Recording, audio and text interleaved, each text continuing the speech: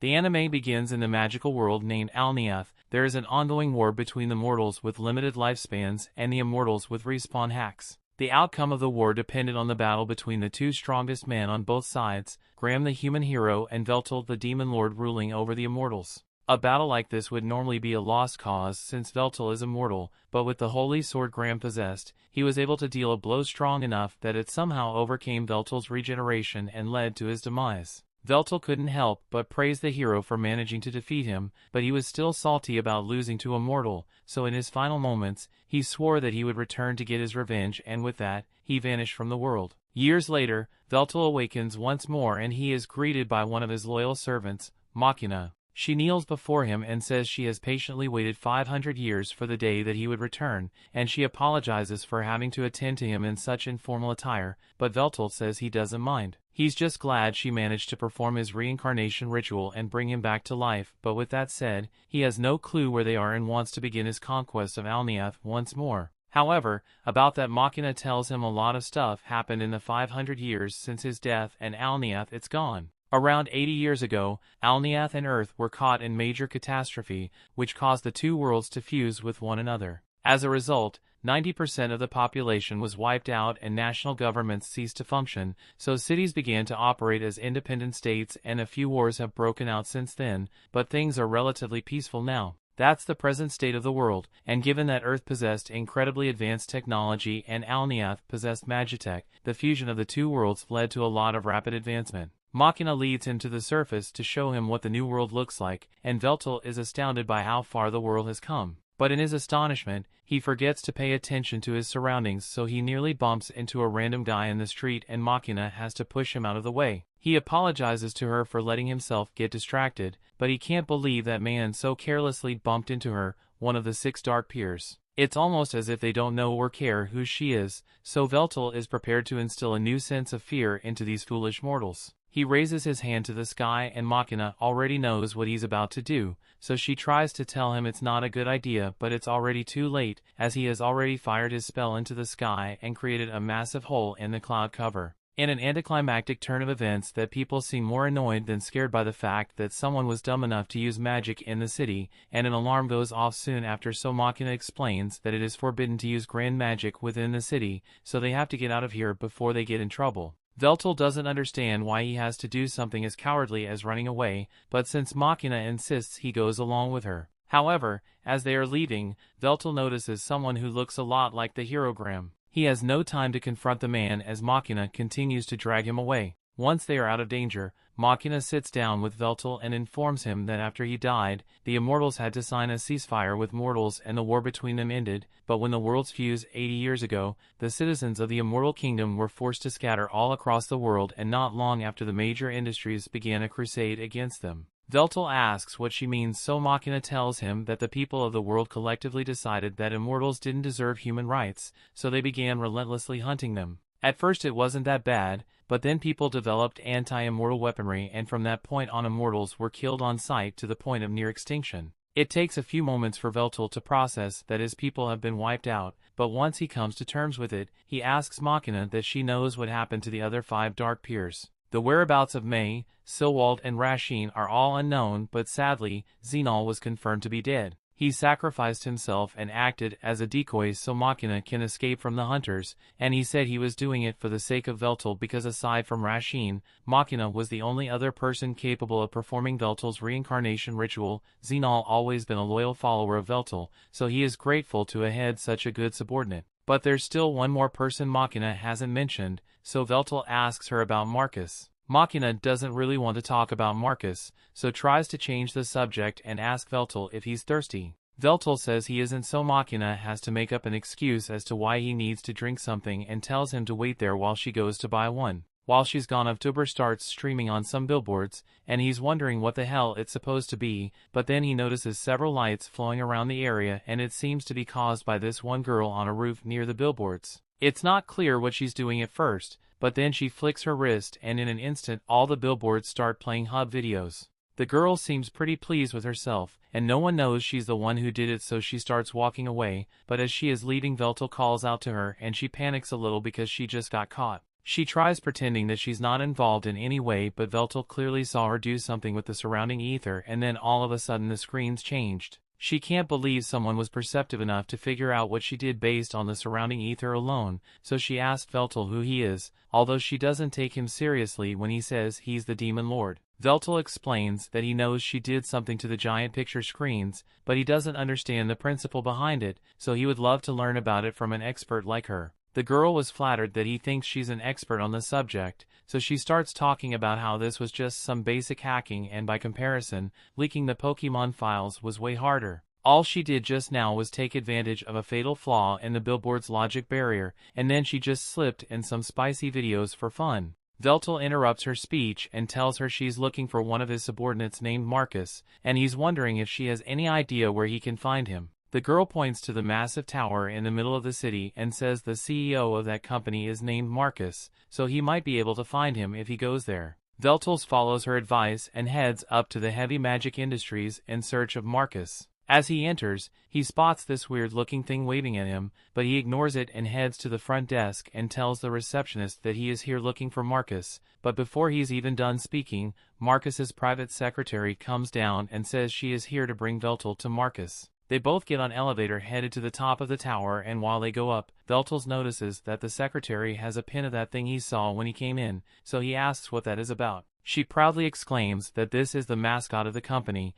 and they plan to create a brand around it in the near future. Eventually, Veltol arrives at the top of the tower where he finds Marcus sitting atop his throne. Marcus says it has been a long time since he last saw Veltol, but Veltol finds it disrespectful that Marcus is remaining sit while in the presence of his king. Marcus ignores him and asks what business he has here, so Veltol says he wants Marcus to help him rebuild the Immortal Kingdom. Marcus laughs in his face for a solid minute before telling him that he won't be doing that in a mocking tone. Veltol feels insulted, so he prepares to teach Marcus a painful lesson and respect. However, before he can cast his spell, Marcus's assistant strikes at him with a blade, so he is forced to dodge out of the way. He is shocked that she is capable of using armament forging magic, but before she attacks again, Marcus tells her to stand down. He then turns to Veltol and tells him he has become weak because in his prime he would never have felt threatened by magic of that scale. How exactly doesn't he intend to take over the world if a single human is able to give him so much trouble? Marcus refuses to serve a king who is so pitiful, so he tells Veltol to get out of his sight before he forces him. Veltol is enraged and begins casting his spell to take Marcus down, but before he can finish, Marcus has already cast a spell breaker and Veltol is left in shock because Marcus was never gifted enough to outclass him in spell casting. Marcus has been waiting for this moment for years, so he takes great pleasure in telling Veltol that his strength is a relative of the past. He reveals the implant in the back of his neck, but Veltol doesn't know what that thing is, so Marcus pulls up an instructional video explaining everything about it. The device is called a familia, and while using magic normally requires a 5-step process: initialization, construction, expansion, incantation, and proclamation. This device allows people to skip 3 steps, so now anyone, and I mean anyone, can use magic at high levels, and in case Veltol is getting any ideas about implanting a familia of his own, Marcus specifically designed it to be incompatible with higher beings like Veltol. That means he can never use a familia, and while his natural spellcasting speed is superhuman compared to AI spellcasting, he might as well be sending his spells by mail. Veltol asks why Marcus is doing all of this, so Marcus reveals that he had never liked Veltol from the very day they met. He was tyrannical, arrogant, and worst of all, he had the skills to warn his arrogance, so Marcus could never oppose him back then, but that all changes now. He tells Veltol that it's about time for him to leave, so he begins launching several blood swords at him, and Veltol isn't able to dodge all of them, so he ends up getting stabbed several times and launched out of the window. Marcus has always wanted to do that, and now that he has finally triumphed over Veltol, he declares that he is the new Demon Lord. But all that aside, his secretary really wants to discuss the promotional ideas she has for the company mascot, so Marcus tells her to submit her ideas at the next planning meeting. Meanwhile, Veltol has crash-landed back into the city and his regeneration is far slower than it used to be, so he is having a hard time recovering from his injury. He tries to walk out into the street, but he accidentally bumps into someone, and as a result he gets into a fight that he immediately loses. Now look at him, laid out in a pile of trash and wondering why he keeps losing to mortals that he lost to the herogram until Machina eventually finds him. Machina gets him onto a train and begins apologizing for hesitating to inform him of Marcus's betrayal, and because of her hesitation he ended up being disgraced so badly. He tells her there's no need to apologize because even if she had told him, he would have still wanted to confirm it for himself. Once the train comes to a stop, Machina leaves Veltol to the apartment building she lives in and tells him this is her home. Veltol thinks she means the entire building belongs to her, but Machina leads him into her small room and explains that this is where she really lives. Veltol thinks she's joking at first, but Machina is dead serious because this is all she can afford with her salary. Veltol realizes she has been living like this all this time while waiting for his return, so he pulls her close and thanks her because he will never forget the loyalty she has shown him. The story continues. We see centuries ago Machina was being persecuted by the people of her time because after they found out that she was immortal, they naturally blamed her for all their problems and decided that the best course of action would be to throw her into a volcano. However, before Machina could hit the lava, Veltol appeared out of nowhere to save her. This was their first time meeting, and the only reason Veltol came was because he heard there was another immortal like him in the area, and after seeing Machina for the first time he was not disappointed. He extended an offer to her to devote her body and soul to him, and from that day forward, Machina has remained loyal to Veltol. She soon wakes up to her alarm, and before Veltol wakes up, she heads to the kitchen to make breakfast. While waiting for the soup to boil, she calls on her virtual assistant, Eliclate, and a miniature version of herself appears in her field of view. It gives her a breakdown of the date, time, and current weather conditions. Machina asks Select how she's doing, so Elec runs a full diagnostic check on her systems and reports that everything is in perfect working order, which is good, but that's now exactly what Machina was asking. Machina finishes up with breakfast, and once she's done, she goes to wake Veltol up and serves him the food. He's never seen food like this before, but just by its smell, he can tell that it is going to taste great. He picks up the chopsticks to try it, and sure enough he loves the food Machina made for him, and hearing that makes her extremely happy. Once he has done eating, Veltol asks if Machina knows of the location of any other immortals, and she does know the few other immortals who managed to escape the immortal hunts. But recently, immortals have been going missing, and Machina has even lost contact with two of her close aides, Ornard and Pomlock. She hopes they just went into hiding, but with no way of contacting them she can't be sure. Veltol asks if immortal hunts still happen, but she answers that the hunts actually ended decades ago. The hunts were started by Marcus to secure his position at the top, and now that he has all the power, he has no reason to continue. The resentment people head towards immortals has also dwindled over the years, so it's not particularly dangerous to be seen outside. After Machina's aides went missing, she went to their apartment to check up on them, and the place was a mess, so she assumes the fight happened, but the only clues she could find was this note with the words Immortal Furnace written on it. As Veltol reads the message, he reaches for his cup of tea, but sudden sharp pain causes him to flinch, so he spills it everywhere. It seems that he still hasn't fully healed from the injuries he sustained yesterday, and it's not just his regeneration that got weaker. Everything about him is weaker than it used to be. Even that spellcaster when he first arrived would have had a much greater effect if Veltol were at full power, and Machina attributes this to the fact that the faith Veltol used as power during his prime no longer exists. As of now, he's only spoken of in history books. Without recognition, Veltol's powers will never truly return to him, but he thinks that should be easy enough to solve. He just has to make himself known once more. With that said, he tells Machina that he wants to head out and explore the surrounding area since sitting around all day would be bad for him, so Machina suggests that the two of them should go shopping. Out in the city, the first thing they should do is get Veltol a set of good street clothes, so they walk into a store and Machina asks him to step on the platform so the machine can take a 3D scan of his body. She apologizes for being limited to cheap store clothes due to her budget, but Veltol tells her he doesn't mind since his natural beauty would look good in any attire. After taking his measurements, she asks if Veltol has any preferences, but he doesn't know much about the style of the current era, so he leaves the choice up to Machina. Machina decides to ask Elec to make the most optimal choice for Veltol, taking into account budget and practicality, so after a bit of processing Elec settles on a tracksuit. Machina doesn't think a tracksuit would be a good idea, but once Veltol sees it, he absolutely loves the way it looks, and he is even more intrigued by the design on the back. So, Machina explains it's an old language used by the people who used to live on this land, and the symbols on the jacket spell out Demon Lord. Since Veltol seems to like it, she takes the tracksuit for him and walks out of the store, but before she leaves he gets her attention because they haven't paid for it yet. However, Machina explains that all transactions are performed automatically. After that they have some food in fast food joint, and while they are sitting together, Veltol asks Machina what it's like to have a familia installed. Marcus's betrayal aside, the familia is without a doubt a revolutionary device, so he is curious about it. Machina explains that it is really convenient since it not only allows for easier use of magic, but it can also be used to gather information, go shopping, or even communicates. Before familias were mainstream, people had smartphones to do these things, but it was really inconvenient to have to hold it. Veltol asked her to let him see it, so he turns her around and begins touching it. Machina is a little startled at first, but she's actually really enjoying this so much so that her familia has to warn her that her heart rate just spiked. Once he is done inspecting it, Veltol asks her if it isn't uncomfortable having the familia installed in the nape of her neck, and while it felt strange at first, she got used to it once it became illegal for companies to stream ads straight into people's heads. It's difficult to live daily life without one of these, but at the same time,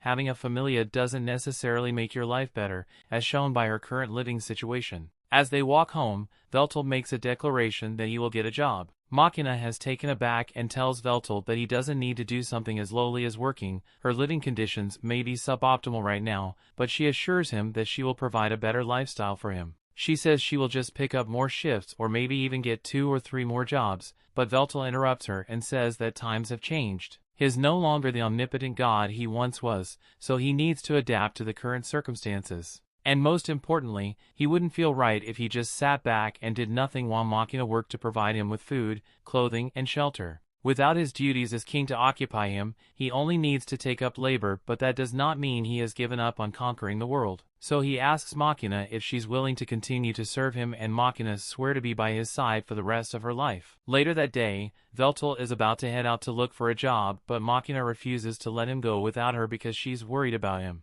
Veltol tells her she can't come since she has her own job to worry about, but Machina says she can just call off for the day so she can go with him. Veltol refuses to let her do that, so he reminds her that in the unlikely event that he fails to find a job, he would have to rely on her income, so she can't just skip out on her job. Machina agrees to let him go on his own, but for safety, she hands Veltol a device that comes with a little money in case of emergencies. It also has a tracker, so if there's any trouble, Veltol can use this to contact her and she will race over as soon as possible. He realizes that she is worried about him, but the extent she is going to just makes him feel like a child. Still, even though he said he wanted to go by himself, he doesn't have a clue what kinds of jobs are available or how to get one. He's also starting to get hungry, so he can't afford to be picky about it, unless he wants to end up begging on the street. He gets up and yells out that he has no money and is looking for a job, but as he is yelling, one guy comes up to him and tells him to stop. He says if Veltol wants work, he should go to the commercial guild with his citizen ID,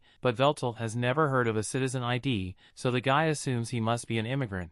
Since it's clear that Veltol doesn't know anything about the city, the man informs him that this is his turf, so Veltol can't be doing stuff like this out here. Veltol hadn't realized he was encroaching on someone else's territory, so he apologizes and turns to leave, but before he does, the man hands him an application form and tells him to take it to the commercial guild so he can apply for a job there. They won't guarantee that he gets anything, but it's better than having nothing. Also, he warns Veltol not to get involved with any companies under the IHI company, especially construction-related, because they are incredibly exploitative and laugh in the face of safety regulations. Veltol takes the man's advice and thanks him for the help, so he heads to the commercial guild in search of employment. However, once he gets there, the interviewer isn't too enthusiastic about employing him. On his application, Veltol wrote down wide-scale annihilation magic as one of his special skills, and he also wrote down dungeon creation and experience leading a nation 500 years ago, so the interviewer calmly puts down his application and tells Veltol that there are no positions available for him.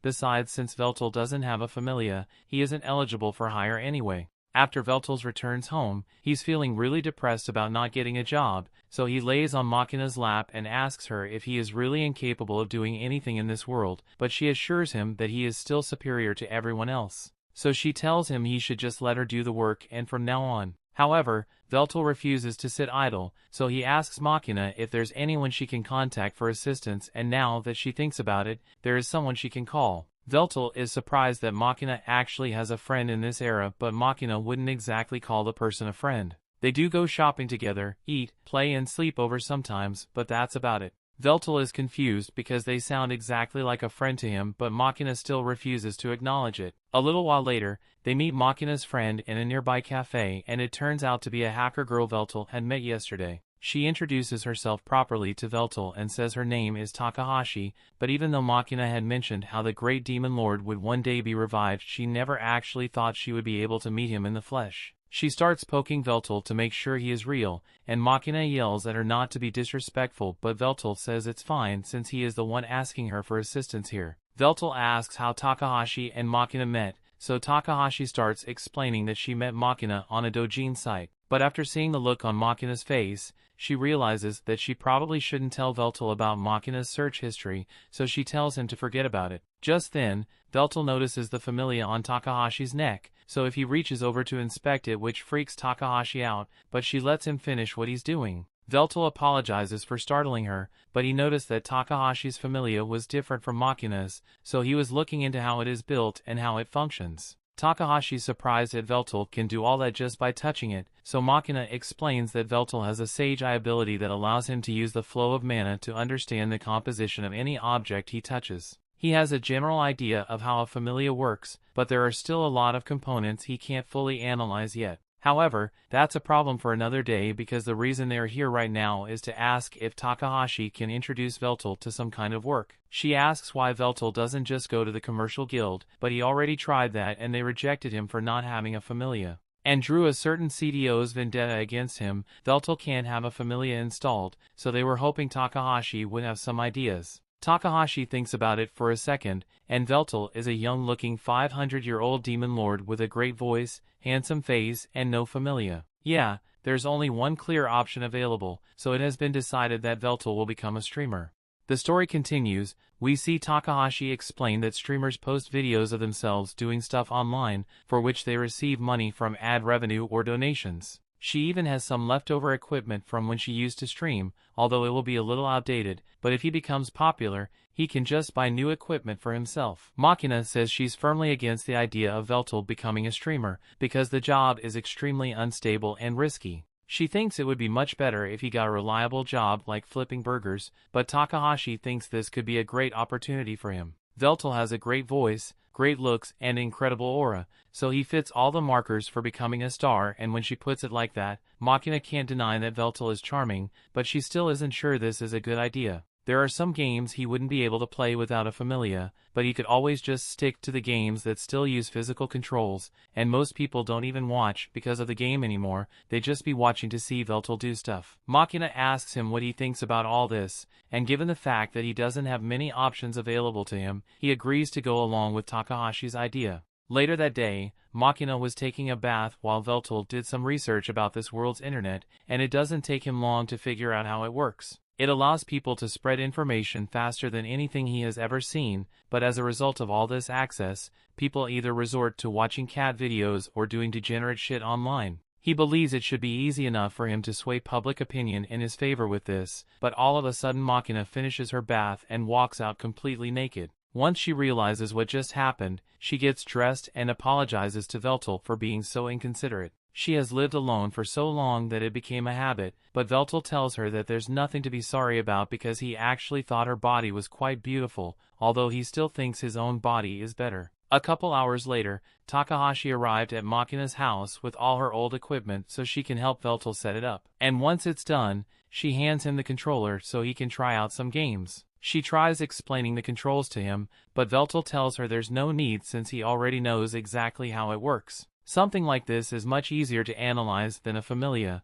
so he starts scrolling through the game library and settles on Bloodborne. Takahashi remembers how so many people rage quit because the game was too difficult, but she's sure Veltol's analysis skills will make this easy for him. However, as Veltol starts up the game, he couldn't even make it past the intro. It's a lot harder than he thought it would be, and even after a few hours of gameplay, he still hasn't made much progress, so Takahashi tells him straight up that he sucks at it. Machina thinks Takahashi is being rude, but Veltol is well aware that he sucks at this. He understands the mechanics, but he just can't seem to master it, so Machina is a little worried that he won't be able to stream after all. On the contrary, Takahashi thinks this will actually work out great for Veltol's online image. Is the only thing the internet loves more than a hot guy is a hot guy who fails confidently. But before that, Takahashi says they need to work on Veltol's introductory greeting. Veltol asks if he can just introduce himself normally, but Takahashi tells him that that's not an option. There are already over 5 million streamers in the world, and barely 1% of those streamers actually make enough money to survive, so if Veltol wants to get into the business, he has to think of a way to leave an impression on as many people as possible with his greeting. Takahashi seems to think that greeting is a really big deal, so Veltol asks Machina if she has any ideas on what he could use as a greeting. Machina thinks about it for a second and she thinks it would be best if he just adapted one of his word and declarations and used that. It also gives it a try, and the declaration is basically him telling the foolish mortals that they should be honored to be in his presence, and it's dramatic, so Takahashi thinks it's a good start, but it still isn't very attention-grabbing, so they will have to think of something to add to it. In the meantime, Takahashi says she will give Veltol a crash course on everything he needs to know about streaming. Basically, he's going to need to stream every day, even if no one is watching, and no matter what he does, he has to avoid talking about any erotic or racist stuff, because that would get him banned quicker than as mingled. Most important of all, while Veltol is streaming, Machina has to make sure she never gets caught on camera, because they can't have people thinking she's his girlfriend. As a friend gesture, Takahashi asked one of her friends to help promote his stream, but he owes her a favor after this. Time goes on and Veltol starts becoming more and more popular, but when the trolls inevitably invade his stream, he is absolutely unfazed and even encourages them to keep roasting him. It doesn't matter to him, since he gains power for having others think about him, so even negative publicity works out in his favor. Before long, through hard work and determination, Veltol reaches 1 million views, and for his latest stream he will be playing Bloodborne 3 non-stop until he clears it. However, while he does this, there's a camera being pointed at Machina's house, and it captures the moment Machina gets home from work. As Machina enters, Veltol has just successfully cleared the game, so he is celebrating his victory and many of his fans congratulate him on it. He'd improved a lot after finishing the first and second Bloodborne games, but this was still insanely difficult to beat, and he's glad he got through it. He thanks all his fans and haters for sticking with him until he was done. But with that said, he has to end the stream for today. Once he is done, Veltol breathes a sigh of relief and Machina opens the door to check if he needs anything. Veltol says he's fine and he's going to head out because he has a package he wants to pick up. Machina offers to go pick up his package for him instead, but Veltol has been looking for an excuse to move around for a while, so Machina says she will have dinner ready for him by the time he gets back. He heads out into the city, and as he walks through the slums, he talks about how distorted and trained the social structures are in this city. However, as he continues to walk, he is shocked to come across a familiar face, sitting on the side of the road, Hero Graham. Back in the day, Graham was a kind brother and was taking care of his little sister Melina, who's fallen ill. He comforted her and said he would head out to gather some medicinal herbs to help her recover, but as he was about to leave, his father called out to him and handed him a sword. He had heard that there were monsters active in the forest, so he wants Graham to take the sword so he can protect himself. He runs into anything dangerous. His mother is also worried about his safety, so she says a small prayer for him before he leaves, and Graham thanks both of them for their consideration. He went out into the forest that day and the herb gathering went smoothly, and as he was returning home, he ran into an army of lizard men under the leadership of Xenol, one of Veltol's generals. Since he was hidden, he didn't have to fight them, but he wondered what they could possibly be doing in such a remote location. To his horror, when he returned home, he discovered that his home along with his entire family had been burnt to the ground, and from that day forward, he swore that he would get his revenge on Veltol. But right now he has a dazed look in his eyes, and he is seated next to his sworn enemy. Veltol begins talking about this udon shop and assures Graham that this is one of the best feelings around, but Graham doesn't have much to say about that. Veltol tries to keep the conversation going and says that the food of this world is far better than it was back in his day, and Graham agrees, but he still doesn't have much to say. The food finally arrives and they are both about to eat, but Graham finally says something and talks about how strange it feels to be slurping noodles while seated next to the enemy who killed his family and friends. Veltol also feels the same way since Graham single-handedly killed several of Veltol's vassals, but right now he bears no hatred towards Graham at all. He's just curious to know how Graham managed to survive this long when he's mortal. The only explanation would be if Graham somehow became immortal, but that would go against his entire ideology of making the most out of the limited lifespan. Graham explains that he didn't give up his mortality, rather as a reward for defeating Veltol, the goddess Meldia gifted him with the blessing of eternal youth, and while that blessing has allowed him to live this long, it doesn't make him immortal. Veltol comments that goddess Meldia must have been quite fond of him, so he can imagine her granting him such a blessing. After Graham ended the war with the immortals began starting wars among themselves again, so he was ordered to go out to the battlefield and slay the same mortals he had once fought to save. And even after the civil war had ended, the people turned their hatred towards Graham for some reason. Veltol believes an outcome like that was inevitable, since people naturally fear individuals with great power. Graham was exiled from the kingdom, so he was forced to wander for centuries until Fantasion happened and the world became fused. Since then, he has killed so many mortals and immortals that he believes there is no place for him left in this world as a hero. He asks to Veltol why he sought to rule the world in the first place, so Veltol answers that he was trying to achieve world peace. There are several ways one can become an immortal, like phoenixes, curses, or blessings, so aside from a few rare exceptions, all immortals used to be mortal at some point. Still, mortals constantly ostracized and persecuted immortals because they were different, and the immortals were no better because they did the exact same thing to the mortals. The lesson Veltol took from this was that no matter what you are, people will always hate and fear that which is different, so he believed that the only way to bring about world peace was to stand at the top of the world and rule it to make sure no one had to suffer such persecution. Graham doesn't believe peace through world domination would work, but he also can't deny that people left on their own will never achieve peace because he has experienced this senseless persecution and wars firsthand. Even so, he still refuses to admit that Veltol is right, so Veltol accepts that Graham will never agree with him. Graham gets up to leave and thanks Veltol for the noodles, but before he goes he tells Veltol that he's glad he got the chance to speak with him. Veltol gets up to leave as well, and while walking down the street, he notices Takahashi down in an alley and she seems to be in some kind of trouble. She apparently hired this ogre for a job, but now he is trying to extort twice the pay from her. Takahashi tells him he's stupid if he thinks she's going to give him that much money, but the ogre is totally prepared to beat her up if he doesn't get what he wants, so he raises his hand is about to punch her.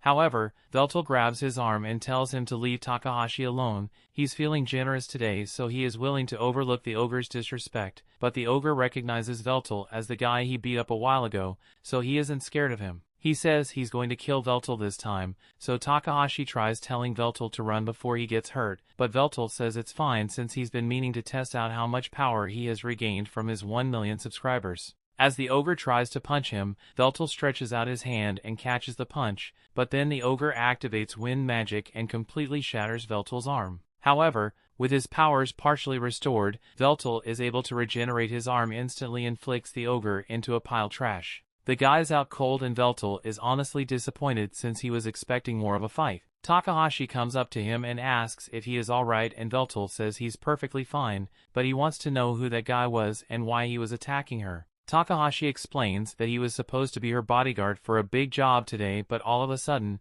he started making ridiculous demands. He didn't know the guy was supposed to her bodyguards, so he apologized for knocking him out, but Takahashi says it's alright since she just found someone even better. She asked Veltol to become her bodyguard for the day, and she even offers to pay him for it too, so since he owes her a favor, Veltol agrees. Takahashi leads him to the location and tells him that she's trying to steal something from this warehouse, so she needs him to create a distraction while she gets it. Veltol says he understands the objective, but before Takahashi can give him any more instructions, he gets up and despite Takahashi trying to stop him, he has already kicked down the door to a major Yakuza operation.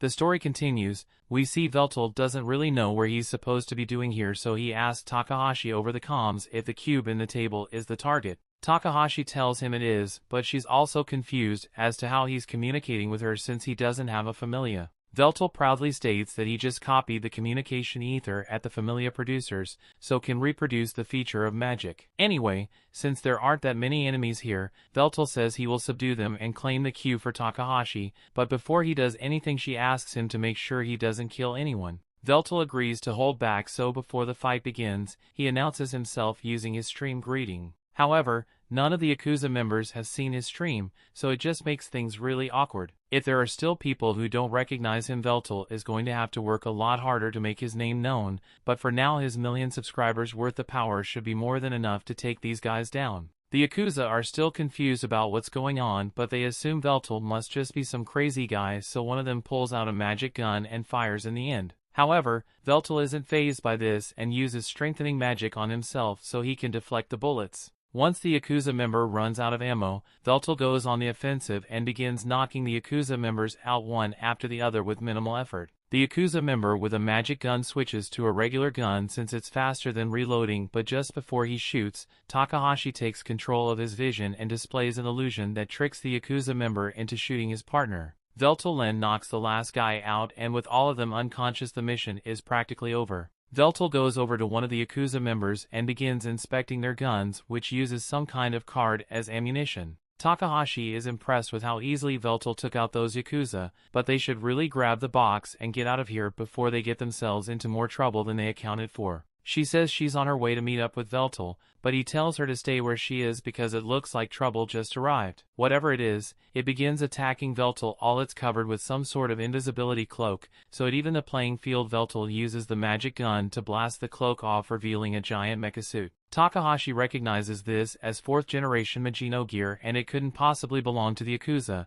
because these things are far too expensive for them to own. This is the first time Veltol has ever seen something like this before, and he's eager to test his strength against it, so he begins by firing the magic gun at it. Predictably, the magic gun does absolutely nothing against the giant mech, but the assailant decides to follow Veltol's lead and pulls out a magic gun of his own, but is a lot more powerful. He tries to shoot Veltol, but Veltol is too quick for him and manages to sneak into a blind spot above the mech. By the time the assailant finally locates and locks onto him, Veltol is already in position and fires a powerful blast of straight at the mech. At full power, he could have easily one-shot the mech, but while Veltol's blast was certainly strong and his current power level, he knows there was nowhere near strong enough to defeat a foe like the mech. Although that doesn't mean he can't win this fight, because if blasts don't work, he will just have to go for close combat, so he summoned the sword. The mech matches Veltol and converts its gun into a sword, so the two charge at each other and clash in a magnificent display of strength and animation budget.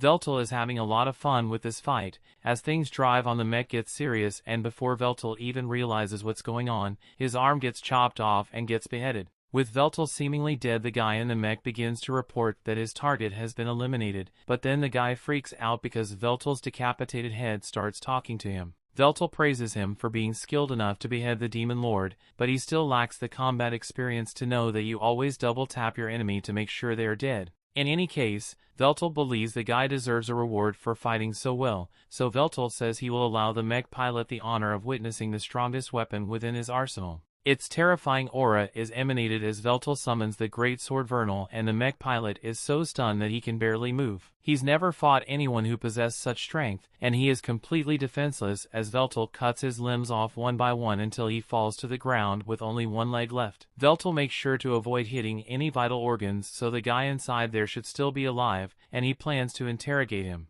But before he does, the guy in the mech sends one final report back to HQ, saying he failed to eliminate the target and failed to retrieve the objective, so he will now be executing Code 8090, and if you're wondering what 8090 means, let's just say there was a gun installed in the helmet of the suit to make sure the pilot can't be interrogated. Half of that's over. Takahashi comes out of her hiding spot and she's glad Veltol is alright, but it was really freaky to see him get his head chopped off. Although Veltol doesn't seem to think it was a big deal, he is more surprised that weaponry exists that could enhance the individual's power to such an extent, so he says this time period is truly terrifying. However, Takahashi thinks Veltol is the terrifying one because he just single-handedly destroyed Magino gear, and these things are strong enough to wipe out entire countries if needed. This also happens to be one made by Marcus's company, and Takahashi knows the Yakuza would never be able to get their hands on one of the suits, so she's starting to worry that this mission might be more trouble than she bargained for. That aside, Veltol is still curious why they went through so much effort just to acquire Cube, so Takahashi explains to him that the Cube is actually a storage device and what her client is after is the information inside the Cube. Takahashi says they can take a look at data if Veltol wants, so she pulls out a cube reader and places the cube on it. At first, the only thing that appears is a blank page, but after a little tweaking from Takahashi, the cube opens up and a list of names appears on the list. Takahashi has no idea what to make of this list of names, but Veltol recognizes the people on this list to be his immortal subjects. This is concerning, so Takahashi says she will contact her client so she can find out what the list is about, but unfortunately her client isn't answering his phone, so they're going to have to go meet him in person if they want to discuss this. Takahashi leaves Veltol's in the massive apartment building where her client is and says the guy they're looking for is up on the 13th floor. As they walk up to the front door, Takahashi uses her hacking skills to bypass the security system so they are allowed entry even though they aren't residents here, and she is really proud of herself for it too since there's no security system out there that she can't bypass. As Veltol and Takahashi get on the elevator, Takahashi is about to push the elevator button, but Veltol stops her and says he wants to do it instead. Takahashi doesn't mind letting him push the button, but she asks why he wants to do it and Veltol doesn't really have a reason for it, he just likes pushing buttons. He begins pushing the button for the 13th floor, but Takahashi forgot to mention that this elevator doesn't allow you to get to the 13th floor directly. First you'd have to go to the 2nd floor, then the 17th and back to the 4th and so on until you eventually get to the 13th floor. Since they are here, Veltol starts walking out of the elevator but Takahashi tells him to wait since her client Eiju is a pretty paranoid guy, so he had dozens of traps laid across the entire floor and in Veltol accidentally sets one of the traps off he's going to become mincemeat. Veltol appreciates the warning but as far as he can tell there are no traps in this room, although it would be more accurate to say that all the physical and magical traps have been disarmed. Takahashi is surprised that Veltol could figure that out so easily.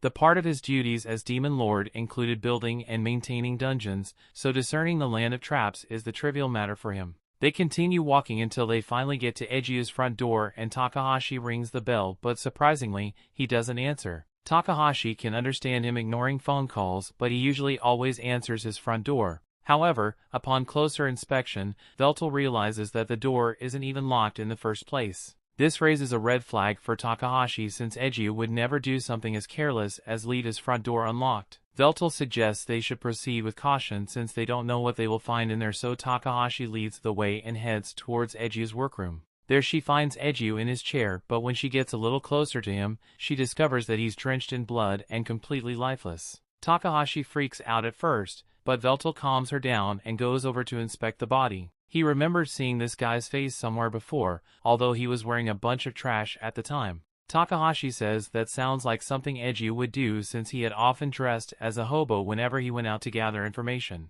There's an obvious stab wound in Eiju's chest and another one in his neck, but judging from the state of the blood around him, Veltol assumes it has only been a few days since Eiju was killed. A man like Eiju may have had many enemies, but the way he was murdered was too efficient for it to have been done out of hatred. It is way more likely that a hitman was hired to take Eiju out, especially since the killer went through the effort of destroying Eiju's familia. Someone must be trying to cover up whatever information Eiju had. It probably had something to do with the job Takahashi accepted from him, but it's not like they can get any information from him now that he's dead.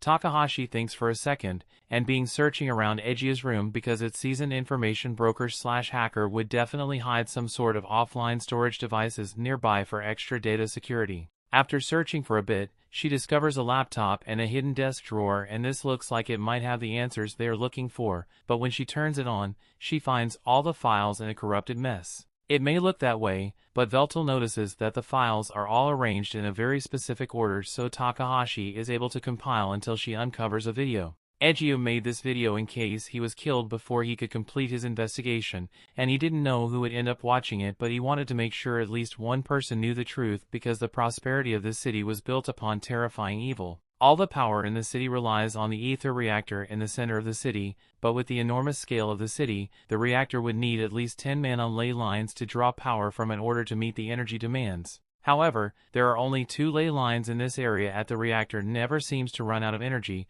so it stands to reason that the reactor is drawing power from another source, and this secondary power source is called the Immortal Furnace Project. Essentially, the furnace burns the souls of immortals like firewood and converts the resulting energy into a ether for the city, and since immortals are higher beings, a single immortal soul produces a lot of energy, way more than the souls of thousands of mortals would ever be able to generate. The data Eiju found show that Marcus's company employed desperate homeless people as construction workers from the Immortal Furnace, but once construction was done, all the workers suddenly disappeared and Eiju believes they were all killed so they could be fed to the furnace as well. One of the first immortals to be fed to the furnace was one of Veltol's close subordinates, Xenol, and this greatly angers Veltol. The whole immortal hunt was esteemed by Marcus to turn the world against immortals so people would accept their execution, and he could burn immortal souls in the furnace, although the public was never made aware that this was how he killed them. Recently Marcus made a deal to buy information about some immortals from the Yakuza, and that probably means he's running low on immortal souls to burn, so he's looking for new victims. If the furnace runs out of immortal fuel and the heart of the city would cease to exist as people know it. But even so, Eiji thinks it's wrong and that innocent immortals are being sacrificed to power the city. After the video ends, Takahashi is enraged by the revelation that immortals are being treated so badly, but there's not much she can do about it since even if she were to try and publicize this information, it is likely she would just end up dead just like Eiji over here. Veltol tells her that this is a problem for immortals, and as the king of immortals it is his duty to do something about it so she doesn't need to burn herself with this. For now they decide to inform city officials of Eiji's death so he can receive a proper burial, and as they leave, Veltol tries to contact Machina so he can inform her of the immortal furnace. But to his horror, she isn't responding to his calls. Something must have happened to her. While Veltol was busy on his errand, Machina looked in the fridge to see what she could make for dinner by the time he got back, but it was still the same stuff in there as last time. On the bright side, Elec tells her she should be able to make some good curry with the ingredients she's got on hand. Just then, the doorbell rings so she gets up to go answer it, but to her utter disgust and disappointment, it turns out to be Marcus. After what Marcus has done, the only appropriate response is violence on sight, so Machina hits him with a massive burst of fire. Marcus is engulfed in flames and sent flying backwards, but he is just as immortal as she is, so a little fire isn't going to be enough to end him. Machina completely transforms and steps out of the house to face him because she already knows he's up to no good. Before the fight begins, Machina disconnects her familia from the network so Marcus won't be able to access it, and after that the two of them begin launching magic weapon attacks at each other. It looks like it's been fairly even so far, but then while Marcus is distracted, Machina gets enclosed and grabs onto one of his arms, causing it to explode and come off entirely. She managed to catch Marcus off guard with that one, but few seconds later, he has already regenerated his arm. He then casts a bloody sword rain area attack and causes a massive explosion of his own. But thanks to the shield Machina put up, she was completely unharmed. However, she can't say the same for the house since she doesn't have fire insurance. Just then, Marcus's secretary leaps out of the smoke and tries to finish Machina off with a sneak attack. But Machina is too quick for her, so the only thing the secretary slashes is an illusion. Machina had expected Marcus to be too cowardly to come alone, so she prepares a spell to burn the secretary to ash. However,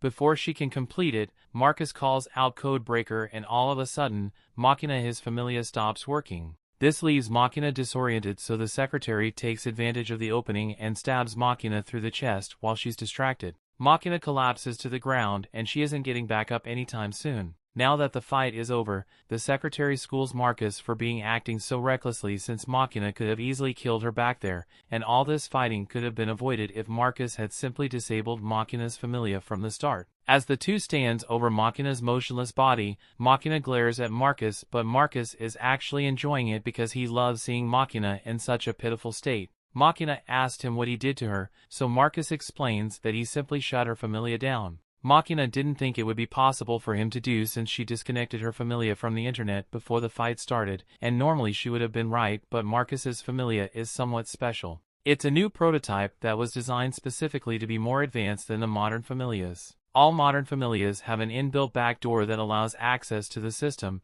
and as the director of IHMI he has admin access to every familia in the city, so he can forcibly shut any familia down if he chooses to. That means that no one can defeat him since he can shut down all familia users and he would outclass all non-familia users in casting speed. And if no one is capable of defeating him, then that means he is the strongest in the world. That may be true, but Machina doesn't understand why Marcus is so obsessed with being the strongest since he has nothing to gain from it. But Marcus has his reasons. He wants to become the new demon lord and he doesn't intend to achieve that status through brute force like Veltol did. In this era, all you need is information and technology, so if you control those, then you control the world. However, controlling the world from behind the scenes would be too boring for someone like him, so he intends to absolutely dominate the world, far more than Veltol ever managed to dominate during his prime. Just then, the secretary reminds Marcus that they didn't schedule any time for a monologue, so they are running late on his next appointment. Marcus decides to wrap things up here quickly, so it's time for Machina to become fuel for the immortal furnace. By the time the Veltol and Takahashi return home,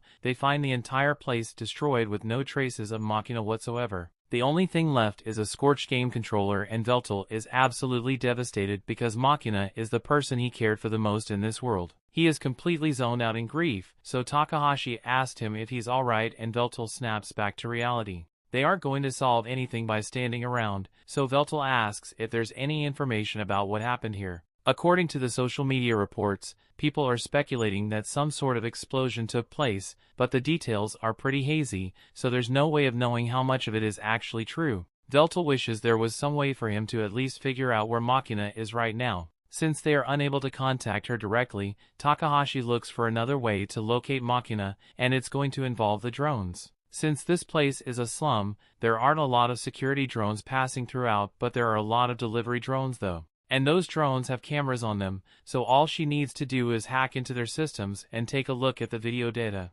Within a few moments, Takahashi gains access to the drone systems, and from the video feed, they can see the battle that took place here, and that Marcus was the one behind it. They can't tell what Marcus was saying, but after defeating Machina, he and his secretary took her and drove to a restricted section of the city reactor. And that can only mean that he intends to burn Machina's soul to power the city.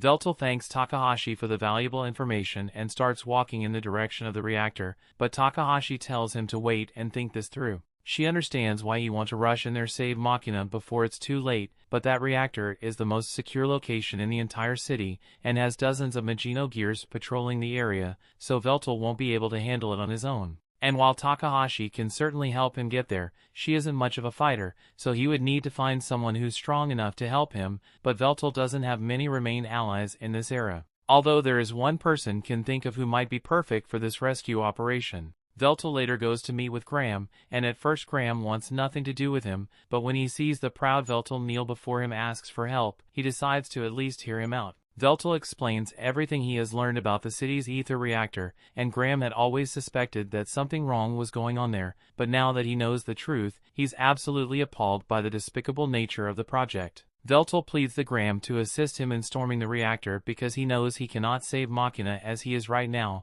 but Graham seems more annoyed than sympathetic. Veltol's subordinates killed Graham's family. Veltol himself waged dozens of wars and killed millions of people, and now he's bowing his head to his sworn enemy just to save the life of one immortal woman. He finds this to be utterly shameless. Graham does not like the fact that this city is built upon the deaths of innocent people, but at the same time that reactor is the heart of the city, so if he were to agree to help Veltol destroy it, then the entire city would be plunged into darkness, and the lives of millions of people would be ruined. He asks if Veltol is planning to destroy the lives of everyone just to save one person, but Veltol laughs at the idea of such a short-sighted plan. He's no fool, so he has obviously thought about the consequences of his actions, and that's why he intends to both save Machina and fix the problems of the city. However, right now he does not possess the power or support necessary to do so. So he has no choice but to humbly ask his former enemy for help, and the confidence behind Veltol's words convinces Graham to get up and act as a hero once more. However, he makes it extremely clear that he is not doing this to help Veltol, and he still hasn't forgiven all the atrocities Veltol committed centuries ago, but there's a kidnapped woman whose soul is about to be burned. So he agrees to temporarily join forces for the sake of justice, although it still feels strange to be teaming up with the Demon Lord. A little while later, Takahashi manages to find a way for the two of them to get into the reactor without having to go through the restricted area, so she leads them to a hidden entrance. Apparently this was used to transport all the materials that were used to build the reactor, but even if this path will eventually lead them to the reactor, Veltol says they don't have enough time to clear a maze like this. On the other hand, Graham thinks it will be child's play to clear this maze, since he has done it so many times in the past. He casts his spell, called auto-mapping, and within a few seconds a detailed map of the maze begins to appear in his hand. Veltol has never seen a spell like this before, so Graham explains that it's a unique one he came up with during his time as an adventurer, but that just makes Veltol all angry because he put a lot of effort into building those dungeons back in the day, and it turns out Graham was just cheating his way through it. He accuses Graham of having no pride as an adventurer, but Graham says an adventurer's pride has nothing to do with this since his goal was always to get through dungeons as quickly as possible. So he couldn't care less if Veltol traps and tricks went to waste because he had a map. Takahashi is getting sick of all their arguing, so she yells at them to quiet down and take the mission seriously because they still need to rescue Machina. The two of them realized they were being really childish, so they both apologize to Takahashi and promise to focus on the task at hand. A few moments later, Graham finishes creating the map, and with this they will be able to make their way through this maze without getting lost. Veltol asks if Graham is sure they can trust the map, and Graham confirms it, adding that his mapping magic can also detect traps and enemies, but this maze doesn't seem to have any security measures, so it should be fine for them to take the shortest path to the reactor. As the two of them head towards the reactor, Veltol calls Takahashi to apologize again for his outburst earlier. Takahashi is still a little pissed about it, but as long as Veltol stays on task from now on, she's willing to overlook it. He asked her how her end of the plan is going so far, and she says she is making steady progress, but what she's working on will take a lot of time to get ready, so she's not sure if she will be able to get it done by the time the two of them make it down to the reactor room. If she ends up needing more time, Veltol and Graham are going to have to keep the enemies busy for a while to compensate, and Veltol understands that. As they descend, the ambient ether becomes more and more dense and communication with Takahashi gets choppy, so before she gets cut off, she tells him she will finish making the preparations. Veltol takes a deep breath to prepare himself for what lies ahead, and Graham comments that he can tell that Veltol has grown stronger than he was in the past. Veltol doesn't know what he's talking about, since he is clearly nowhere near the strength he had during his prime, but that's not what Graham was talking about. Veltol was able to lower his head to the sworn enemy in order to save his subordinate, but the old Veltol would have let Machina burn before he bowed to anyone. That shows that Veltol's strength of character is greater than ever before, and if he had been like this when they had their shot down all those years ago, then the results might have been different. As the lift arrives at the destination, Veltol and Graham are confronted by Marcus's secretary, and she's been expecting them since Marcus knew Veltol would eventually show up. The story continues. We see Marcus has Machina restrained and is holding her near the core of the reactor, and he seems to be taking great pleasure in the fact that he's about to kill a former comrade. After Veltol was revived, Marcus did a little digging into those around him and research, and that's when he discovered that Machina was still around and kicking. Over the years, with the immortal hunts he had orchestrated, he's caused the deaths of many immortals, so he never could have imagined that Machina was still alive and laying low within the city. He explains to her that this place is known as the Immortal Furnace, and as the name suggests, it basically burns the souls of immortals as fuel to generate ether, which in turn fuels the city. At first, Machina is a bit confused by Marcus's monologue, but then she remembers that two of her subordinates are still missing, so she pieces together that Marcus must have kidnapped and fed them to the Immortal Furnace. Marcus recalls those two and tells Machina all about how concerned the two of them looked for one another as their souls were burned up. And this enrages her, to such an extent that she unleashes a large torrent of flame, but Marcus simply puts up a shield and remains unharmed. He further taunts Machina, reminding her of her fellow dark peers Xenol and informing her that he was the first immortal to be fed to the furnace. Marcus even enjoyed hearings and all screams of agony so much that he recorded it and turned it into a mixtape. Machina asks him if he intends to use her as fuel as well, but that should be pretty obvious by now. The last immortal they stuck in the furnace about to burn out, and Marcus can afford to let the reactor run out of power since it's the cornerstone of this city. Normally he would have just sent people out to find more immortals, but if what he is doing were to become public knowledge, there would be a bunch of annoying people talking about things like immortal rights. And he doesn't want to have to deal with that, which is why he went to retrieve Machina personally. Since she's one of the dark peers, her soul should be strong enough to burn for a couple of years, so the Marcus won't have to worry about refueling for a while, but he's probably going to have to start looking into alternative power sources at some point. While Marcus is still monologuing, his secretary faced off against Veltol and Graham. She tells Veltol that she was assigned to stand guard and delay him long enough for Marcus to get through his evil monologue and feed Machina to the furnace. She didn't think Veltol would have the guts to show up though.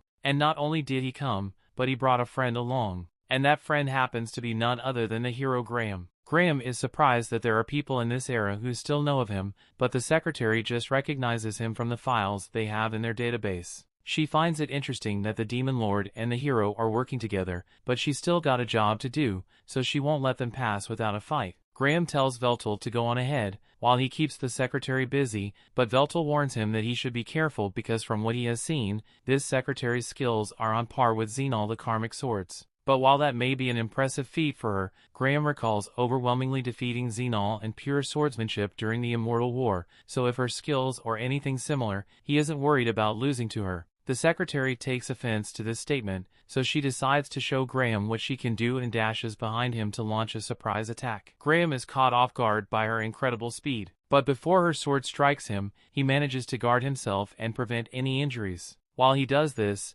Veltol starts sprinting away so he can rescue Machina, and as much as the secretary wants to stop him, she's not going to be able to slip past Graham without a fight. Before Veltol leaves, he tells Graham to make sure he doesn't die, and then he jumps down the center line of the reactor to make it to the core as fast as possible. The secretary really needs to stop Veltol, so she decides to take Graham down as quickly as possible and regroup with Marcus, and to do that, she activates her zero base gear. There's a blinding flash of light, and before Graham realizes what's going on, he gets hit and is knocked all the way into a wall. He looks down at the secretary, and she is now wearing a full set of Magino gear and not just regular Magino gear either. This is a prototype next-gen version that has yet to be released. It is more efficient, quicker, and most importantly, it fits better so the secretary's curves won't go to waste. However, there is still one flaw with the design because the operational time of this suit is entirely dependent on the user's magical reserves, but the secretary isn't going to let this fight last long enough for her magic to run out. She dashes forward,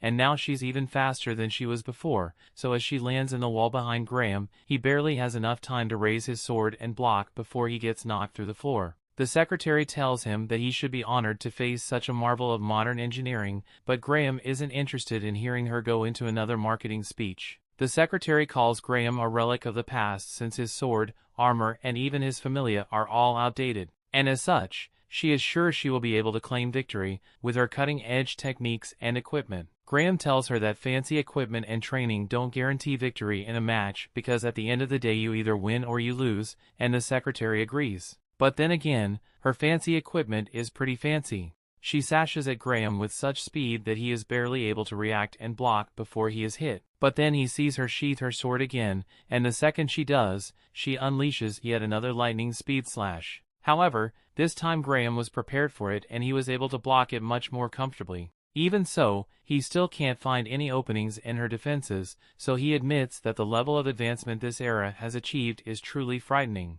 The secretary tries dashing behind him to attack once more, but Graham has seen that already, so he parries her attacks and kicks her away, but he can tell that he didn't do much damage due to the toughness of her armor. He hasn't made much progress against her in this fight, but he has at least figured out one thing about her attack pattern. He says she can only use that lightning-fast attack of hers when her sword is fully sheathed, and the secretary confirms that he is correct, but simply discovering that doesn't mean he can beat her. With her Magino gear and credible attack speed, her victory is pretty much guaranteed and she's grown tired of wasting time here, so she's going to finish this quickly. She begins repeatedly attacking Graham with her lightning blade, but he seems to have gotten used to the speed, so he's able to dodge her attacks fairly easily. And even when he gets hit, he takes almost no damage and recovers immediately before landing on his feet. The secretary charges at him again, but this time while their blades are locked, she tries to hack into Graham's familia to shut his body down. But for some reason, she can't gain access,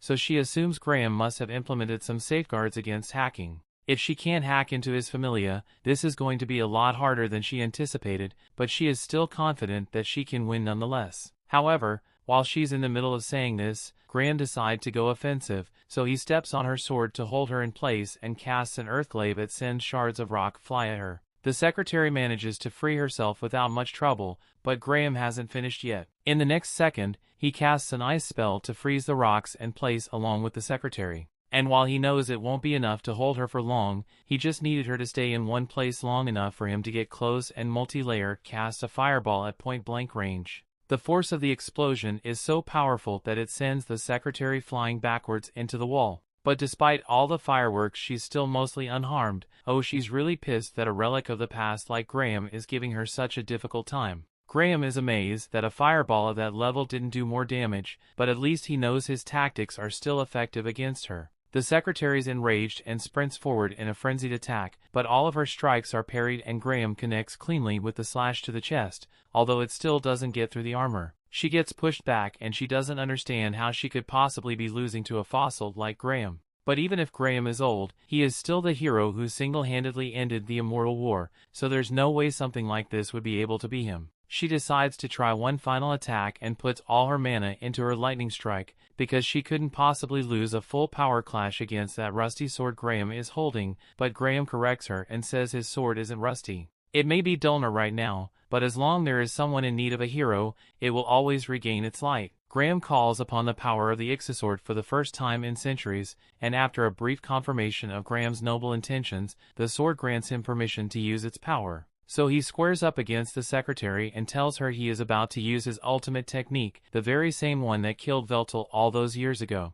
The secretary still tries her best to defeat Graham. When she sees the size of his sword light growing, she realizes she isn't getting paid enough to deal with all this, but it's too late by then, so Graham unleashes his attack. It is still insanely powerful, so even though the sword only allowed him to use a fraction of the power that he possessed in his prime, Graham was still able to completely destroy the secretary's Magino gear with that one awakened strike, and it's honestly impressive that she managed to survive getting hit with it in the first place. The secretary has finally realized that she can't beat Graham, but she still doesn't understand why she lost to him, so Graham sits down next to her and explains that her defeat was mainly because of the difference in experience, especially since he has over 500 years of experience. The secretary asks why Graham isn't getting up to go help Veltol's fight Marcus, but Graham thinks Veltol will be just fine on his own. She tells Graham that Veltol stands no chance against Marcus because Marcus is much stronger than her, and on top of that, no one without a familial will be capable of defeating or keeping up with Marcus in the first place.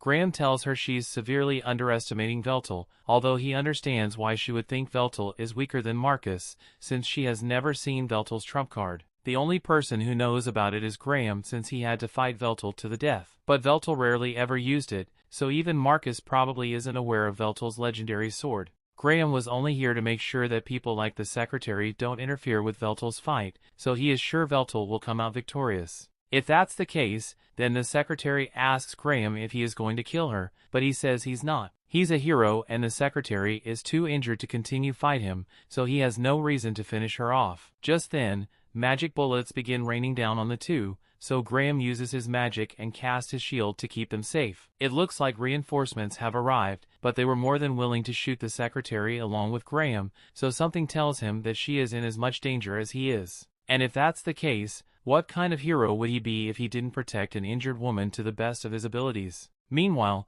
down in the core, Marcus has Machina by the throat, and is just about done with his monologues. He throws Machina into the furnace so her soul can be burned up. But as she plummets to her certain doom, the only thing in Machina's mind is the fact that she will no longer be able to stand at Veltol's side. However, just before she hits the furnace, a cloud of black smoke rushes down and catches her. It then flies back up to the platform, and as Machina opens her eyes, she sees Veltol standing over her, saying he is here to save her. The story continues. We see Veltol turns to face Marcus, and Marcus is visibly annoyed by Veltol's presence, but he decides to pretend to be civil for a little while and mentions that he's been watching Veltol's streams lately, so he congratulates him for gaining 1 million subs. Veltol refuses to engage in idle chit-chat, but he wants to be fair about this. So he asks Marcus if he has any justifiable reason for attacking Machina and burning the souls of so many immortals. Marcus proudly states that he doesn't need to justify his actions to Veltol, so Veltol only has one more question to ask. He wants to know if Marcus will ever swear his loyalty to him again, but without skipping a beat. Marcus declares that he will never serve under Veltol for as long as he lives. Veltol is heard all he needs to hear, so he summons his demonic sword and declares that he will end Marcus's immortal life today. Marcus isn't fazed by Veltol's threat in the slightest, so he begins casting blood spears at Veltol, and even though Veltol is able to deflect them, Marcus makes the spears explode to catch him off guard and pulls out a blood sword so he can fight in close range. Veltol makes it out of the explosion unharmed, so he charges at Marcus, and Marcus notices that Veltol already has strengthening magic cast on himself. He admits that that was a smart move, since Marcus can't cancel out magic that has already been activated. But despite Veltol's strengthening magic, Marcus is still able to keep up with and even overpower him in physical combat. Veltol gets knocked back to the ground and Marcus takes great pleasure in seeing him down on his hands and knees, but Veltol refuses to give up because he still needs to punish Marcus for his heinous crimes against immortal kind. Marcus marks Veltol and asks him if he really thinks he has what it takes to follow through on that threat. But there is no doubt in Veltol's mind about whether he can defeat Marcus or not, because he is the one true demon lord. Marcus laughed in his face and starts dashing around the room as he tells Veltol that his days of being the demon lord are long gone, but Veltol doesn't fall for his provocation and catches Marcus as he was trying to sneak up from behind. So he raises his sword and aims straight for his neck to take out Marcus's familia. Unfortunately, Marcus saw this coming, so at the last second, he pushes Veltol's sword up so his strike only took out Marcus's head. After Marcus regenerates his head, he tells Veltol that he fully expected him to target his familia at some point in their fight, but no matter what Veltol tries, he is never going to be able to pace him. Just like on the day Veltol got resurrected, the fact that he doesn't have a familia puts him at a significant disadvantage. And to make that clear to him, Marcus decides to display the power of his familia spell casting. Before Veltol can even react, Marcus casts a bloody bomb spell on his hand, and he continues doing it over and over again until Veltol's arms and legs have been atomized. He then decides to finish it off with a massive explosion to the chest. But even though Veltol is practically medium rare at this point and Marcus is on top, Marcus doesn't feel satisfied at all. He thought he would enjoy humiliating Veltol to this extent, but now that he has attained victory, all he feels is emptiness. He starts slowly walking towards Machina so he can throw her in the furnace like he planned earlier, but all of a sudden he feels a terrifying pressure behind him.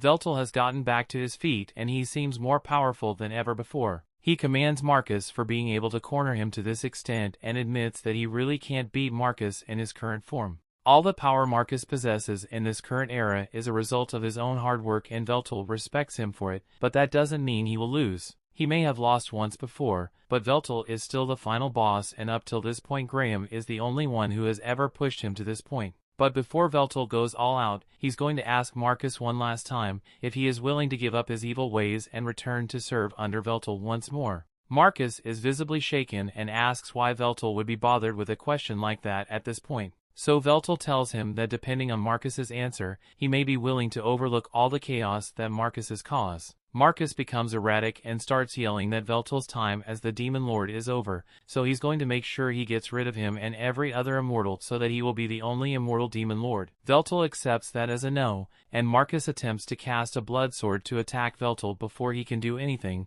but his spell gets cancelled before he can finish. Marcus doesn't understand what just happened, but the panic is starting to set in really bad as Veltol is laughing maniacally. He says he will grant Marcus the honor of witnessing his glorious second form, so he begins his transformation. Meanwhile, outside the reactor base, Takahashi is fulfilling her role in Veltol's plan. This may be slightly illegal, but she uses her hacking skills to hijack every screen in the city and plays one of Veltol's pre-recorded streams for everyone to see. At first, the people are confused by the sudden ads, but Veltol's hot and his stream is entertaining, so their confusion soon becomes interest as the stream progresses. With that, Takahashi's job is done, so she thinks back to what Veltol told her on the ride here. He didn't have any specific orders for her, but he said he needed her to raise people's faith in him. She had no idea what he was talking about, so she asks for a little clarification on how exactly his faith boost works.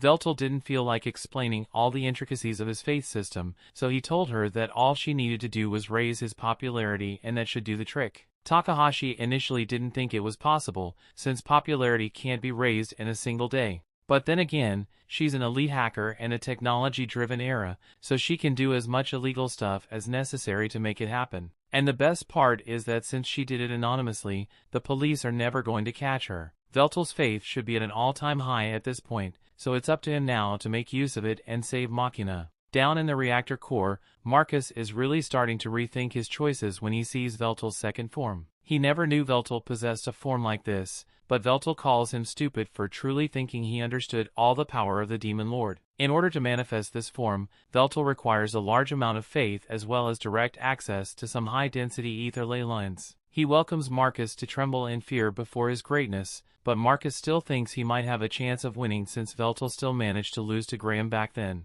Veltol can't deny that he was defeated by Graham, but if Marcus thinks he is capable of replicating such an incredible feat, then he is more than welcome to try. Marcus nervously tries to cast his blood sword, but it's still not working, and no matter how many times he casts it, it keeps getting cancelled just before it is activated. Marcus doesn't understand why this is happening, but Veltol tells him there's nothing to be confused about since he is only replicating the same trick Marcus pulled the first time they fought. Back then Marcus's familia let him stay 2 steps ahead of Veltol in terms of magic casting, but now with Veltol's new form and boosted capability, he's been able to achieve proclaim less magic. Marcus can't believe Veltol managed to achieve something like that in such a short time, when even the latest magitech isn't able to recreate magic without incantations or proclamation. But it was pretty simple for Veltol to do once he took this form and fully analyzed Marcus's familia. Using Proclaim less magic does eat up a lot of ether, but luckily Veltol is right next to a massive power source, so he can use it as much as he wants and can cast magic simply by thinking about it. And all this is thanks to Marcus, because even with Veltol's genius, he would never have been able to achieve this without Marcus's work as a baseline. So he once again commends him for his excellent work, but now it's time for his punishment. Marcus still refuses to accept that he has lost, so he tries to cast his blood swords again, but this time instead of just canceling Marcus's magic, Veltol decides to disable Marcus's familia altogether, so he can't spam his magic anymore. That doesn't stop Marcus from trying though, but he looks so pitiful and desperate that's kind of awkward. Eventually he sinks in that he has been completely dominated, so he starts questioning how this could have possibly happened to him after all the careful planning he did to surpass Veltol. Veltol was getting sick of hearing Marcus whine, so he summons an explosion inside Marcus's mouth to shut him up and tells him to remain silent. However, Marcus regenerates his mouth and is about to begin yelling again, so Veltol uses wind magic to slice him up and fire magic to burn him to ash. Marcus is still able to regenerate from this, so Veltol just keeps hitting him with all kinds of magic until Marcus falls to the ground exhausted. Simply killing him isn't going to be enough of a punishment for the crimes Marcus has committed, so Veltol decides to take a page out of Takahashi's book and uses his magic to hack into Marcus's familia and make him see some terrifying shit.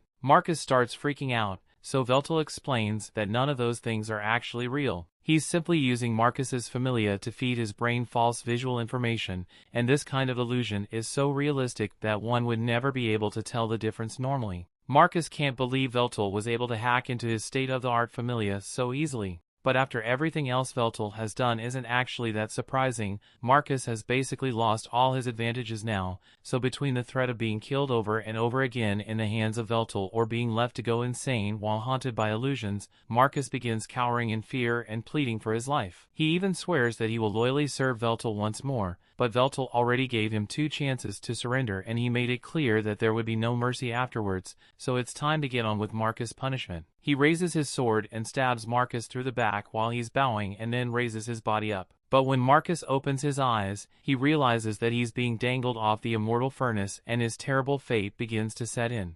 Marcus asks Veltol if he's really going to drop him in the furnace, and Veltol doesn't hesitate to answer because that's exactly what he plans to do. Marcus tries to talk Veltol out of it since he stands to gain nothing by dropping Marcus in the furnace, but Veltol has very good reasons for wanting to drop Marcus in. 1, his face is annoying, and 2, if Marcus has dropped in the furnace then it will continue to operate a little while longer, at least long enough for an alternative energy source to be invented. Marcus starts yelling that Veltol is no better than him, since he is willing to use the machine that he came here to save Machina from, and while going through with this definitely is morally gray, Veltol isn't called a demon lord because he's a morally upstanding guy. Marcus starts arguing that aside from his selfish ambitions, there were circumstances that forced him to do things this way, so it's not entirely his fault, but Veltol isn't going to be talked down, so Marcus attempts to use some of his blood as a last-ditch attack. I have no idea why he thought that would do anything though. Veltol is done dealing with Marcus, so he uses his fingers to scrape Marcus's body off his sword and drops him into the immortal furnace where he completely disintegrates and becomes fuel for the furnace.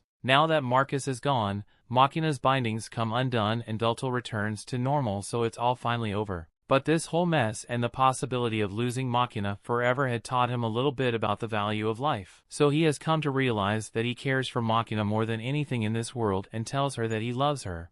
The story continues. Some time passes and we see a blonde girl in the school staring out the window because she's bored with her current life. She glances at a couple of girls in her class with Giga Chad jawlines, and the second they catch her looking at them, they begin calling her a loser in every way imaginable, and all without breaking the mooing streak. Just then the teacher enters the class and tells everyone that they have a couple new transfer students joining their class today, and as she tells the first exchange student to introduce himself, we see Veltol proudly state his name and proclaim that he will leave his mark on this city. If you're wondering how we got here after the incident with Marcus, Veltol and Machina's lives pretty much went back to normal and Veltol continues with his streaming career. He has just beaten the final boss of his speedrun campaign, and Machina has been cheering for him the whole time from the other room. Now that he's finally done, Veltol gloats over his victory to his viewers because they kept saying there was no way he would win. Although it did take him 3 days of non-stop gaming to finish a 10-hour game, so if he wasn't immortal he'd probably be dead from sleep deprivation. Any case, his resilience has once again earned him a victory, so Veltol bids his viewers farewell and ends the stream.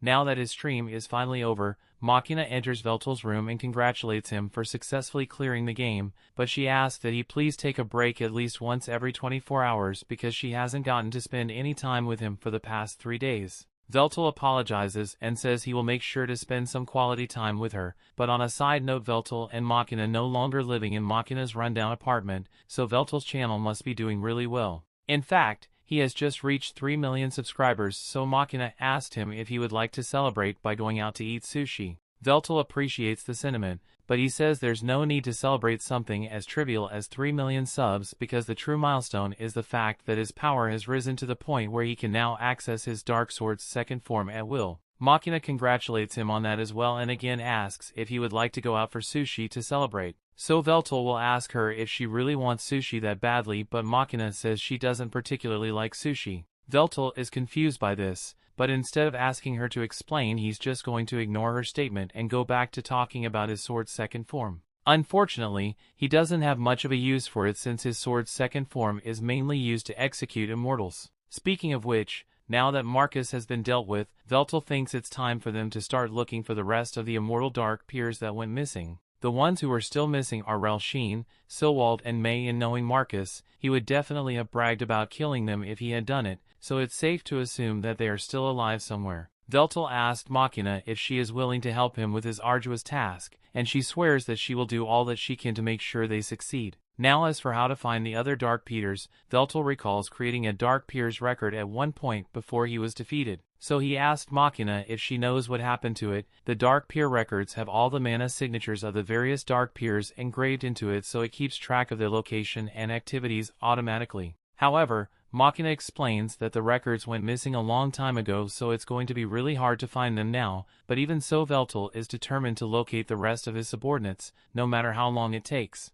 But just then, the doorbell rings, so they go to answer it and find Takahashi standing there. Veltol is surprised to see Takahashi in uniform because she never told him she was a high schooler this entire time. He asked her if it's really alright for her to be doing all those dangerous and illegal jobs of hers when she's still a student. But Takahashi doesn't see anything wrong with it as long as she doesn't get caught. She also mentions that she saw Veltol stream earlier, so she congratulates him on beating that game even if it did take him 3 days. Veltol is a little worried that his viewers might not like him streaming for so long, but Takahashi assures him that it's not that big of a deal. People usually just listen to long streams as background music, so as long as he posts some highlights every once in a while for those who can't watch the whole thing, he should be fine. She asked what game Veltol plans to stream next, but then there's an awkward silence since he doesn't plan on streaming for a while. Takahashi figures out that there's something Veltol and Machina aren't telling her, so she starts whining about how unfair it is that they would keep secrets from a friend like her. Veltol eventually decides to let her in on the mission and tells her that he is searching for an ancient magical gadget called the Dark Peer Records.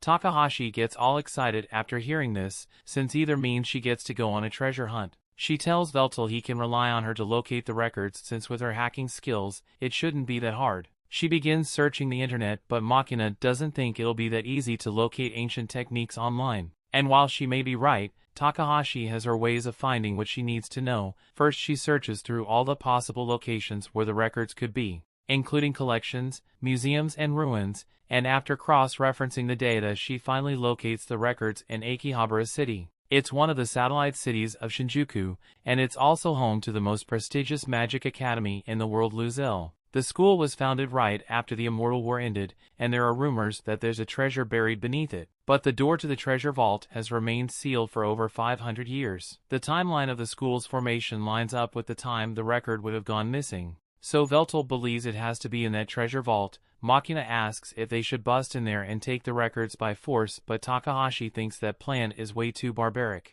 It'd be way easier for them to just sneak in undetected and steal it since Takahashi can disable their security system, but Veltol has an even better idea in mind. If they're going to sneak into a school anyway, why not simply enroll as students and blend in? That sounds pretty fun to Takahashi, so she offers to force the documents for them and Veltol officially declares that he will be going to school. The next day, they get their things ready and set out for Akihabara City. But when they finally arrive, Veltol gets stuck at the immigration gate by a robot asking for his ID. However, Veltol has 3 million subs now, so he is outraged that the robot doesn't already know who he is. He was just about to call for a manager, but Takahashi doesn't want to deal with any Karen outburst from Veltol, so she just shows the robot his identification and drags him away so they can keep heading for the school. Once they leave the station, Veltol's eyes light up because this place looks exactly like Alneath did back in the day, and he feels nostalgic getting to see it again. This city is known for its advanced magineering, so the magical prosthetic souls here are some of the best in the world and perform extraordinarily.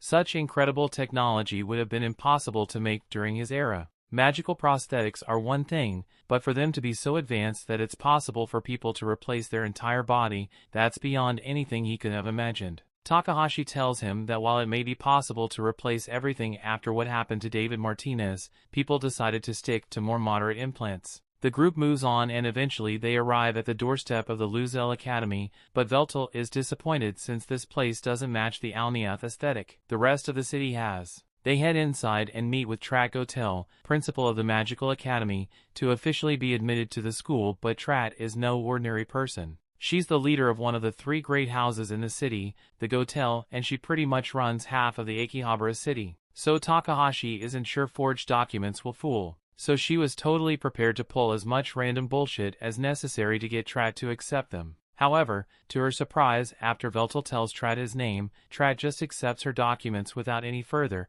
but there is one more thing she's curious about, so she asks why Veltol decided to come to this school. Takahashi was about to make up a lie, but before she could say anything, Veltol answered saying they came here to take a look inside the treasury beneath the school. Trat then asks why Veltol is interested in the treasury, but Veltol just says that no secrets escape his keen eye. From there, Trat and Veltol start saying stuff Takahashi can't understand, but by the end of their conversation, Trat accepts that Veltol is just a cool dude who low-key wants to look at the treasury, so she's fine with granting him access, but there's just one problem. She wants to grant him access, but she can't because the treasury is currently sealed and has been sealed for the past 500 years. Veltol asks if it's possible for the seal to be removed, so Trat explains that in order to undo the seal they need the 3 houses that Gotel, the Seabirds, and the Reincarnates to agree and gather their regalias together to act as a key. This sword right here is one of the 3 regalia known as Gotel's blade. So to undo the seal, Veltol would need to acquire the Seabird's crown and the Reinhardt's orb, and if he can manage to pull it off, then Trat will gladly open the seal for him. To be honest, she's personally interested in seeing the contents of that vault herself, but there has been one major obstacle in her way. The Reinhardt's orb is currently missing. The group is later introduced to Miss Meg, their new homeroom teacher, and she leads them to their new classroom. Although in accordance with the rules of the school, Machina and Takahashi were required to remove their familias, and Takahashi feels strange not having her familia since she's so used to wearing it all the time. This school puts a lot of emphasis on traditional magic studies, so it is strictly prohibited for any student to wear a familia on school grounds. Veltol personally agrees with this policy since while a familia may be an incredible aid for everyday life, one can't truly understand magic unless one learns to do it unassisted. Once they arrive at the class, Mag tells them to come in one after another after she has explained everything to the rest of the class. While the teacher is gone, Veltol asks Machina and Takahashi what they should do for their introductions. He recently played a game with a transfer student in it, and he discovered that it is absolutely essential to have an impactful introduction, which leads us to his introduction. After Veltol boldly introduces himself, Machina and Takahashi do the same in their own ways. And once introductions are out of the way, Miss Mag calls Veltol over because she needs to measure his magical power with this crystal for his class assessment. Veltol understands why she wants to assess his magic, but he wants to warn her ahead of time because he is sure that he will end up breaking that crystal. Mag thinks Veltol is just overreacting and tells him that there's no way the crystal will break. But as Veltol attempts to use it, the crystal indeed breaks. Meanwhile, we see Graham in this city, and he looks like he is searching for something. After the Marcus incident, he became friends with the secretary, so he's having her help him in his search for his goddess. The story continues. We see after the whole crystal incident, Meguro decides to just go on with class as usual and begins her lecture on the dangers of soul channeling as planned, but then she notices that Veltol is just staring at her with a smile on his face. So she stops she's doing and asks him why he's not taking any notes. Veltol understands why she would be concerned, but he assures her that there's no need to worry about his studies since he already has the topic completely memorized. Meguro doesn't believe Veltol could possibly have memorized the entire history of soul channeling in one day, so she tries to prove him wrong by asking him about a very particular incident that happened centuries ago, but before she's even done asking the question, Veltol realizes she must be talking about the Railrod incident. During that era, Railrod was a court mage for the royal family, and he had been experimenting with the idea of channeling a hero's soul into his body, but at the time he found out that his wife invested his life savings in hot coin and got rug-pulled, so he lost control, leading to a major disaster. Meguro cuts them off there since it's clear Veltol wasn't joking about having the history memorized,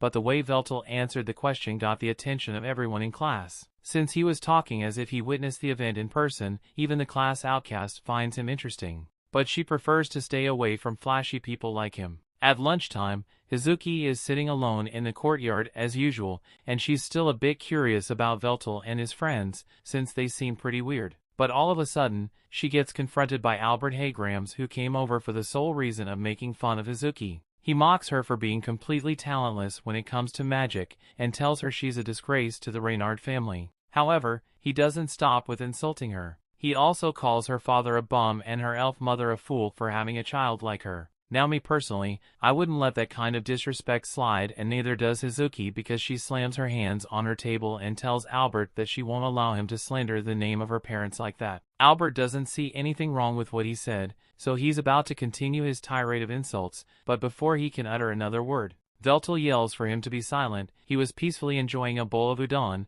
but then Albert came along and ruined it for him with his hypocritical notion of superiority. Albert tells Veltol that he has no right to call him a hypocrite when all he does is play video games to make money, but even if Albert thinks streaming isn't a real job, the fact that he knows about Veltol's channel means he must be one of his viewers, so Veltol thanks him for contributing to his ad revenue. Albert denies being a fan of Veltol's stream and asserts that he is the eldest son of the Haygrams family, so he would never waste his time on something so trivial. But now that Albert mentioned the Haygrams family name, Veltol remembers where he's heard that name before. He had met Albert's ancestor, Gonfall Haygrams, once before on the battlefield, but the second Gonfall saw him, he chose to run away in disgrace rather than die at the hands of Veltol. It seems Gonfall Cordis allowed him to survive long enough to create a family, but Veltol never could imagine that he would get to meet Gonfall's descendants in person. This has put Veltol in a good mood, so he decides to forgive Albert for ruining his udon, but he still doesn't understand why Albert was mocking Hazuki when she possesses even more talent than he does. Albert couldn't argue with Veltol for calling his ancestor a coward since it really did happen. But one thing he won't stand for is Veltol saying Hazuki is better than him. The gloves are off now, so Albert formally challenges Veltol to a duel so the two of them settle their differences. And Hazuki is left wondering how things got to this point since she never asked Veltol for his help. In a school stadium,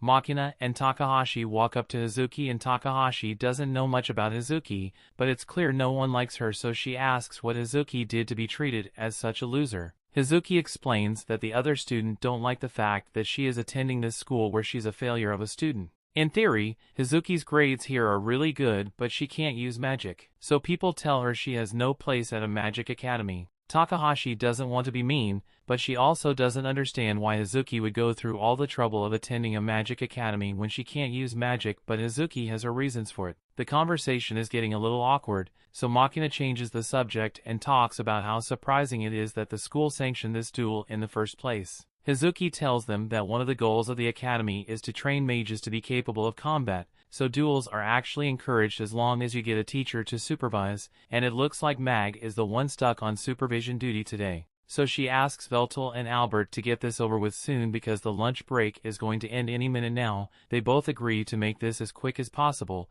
but before the match begins, Veltol calls over to Hazuki and tells her to watch the match closely because she's about to witness his greatness. However, Albert tells Veltol to stop acting like he has already won the match since he is at a great disadvantage here. Because out of everyone attending this school, Albert is the only person who receiving A+ in mana release, mana manipulation, and mana reserves. So in other words, Albert is the most powerful student at this school. Veltol can't make any comments on Albert's mana release or manipulation since he hasn't seen those, but when it comes to mana reserves, he can clearly see that Hazuki possesses a far larger reserve than he does. Hazuki doesn't know what Veltol is talking about since she got an F in her mana reserves evaluation. But if Veltol claims that Hazuki's mana reserves are truly that amazing, that Machina is sure the school must have made a mistake since Veltol is never wrong about this kind of thing. Hazuki doesn't argue about it, but she thinks it's weird that Machina treats everything Veltol says like gospel. Albert doesn't believe what Veltol said is true,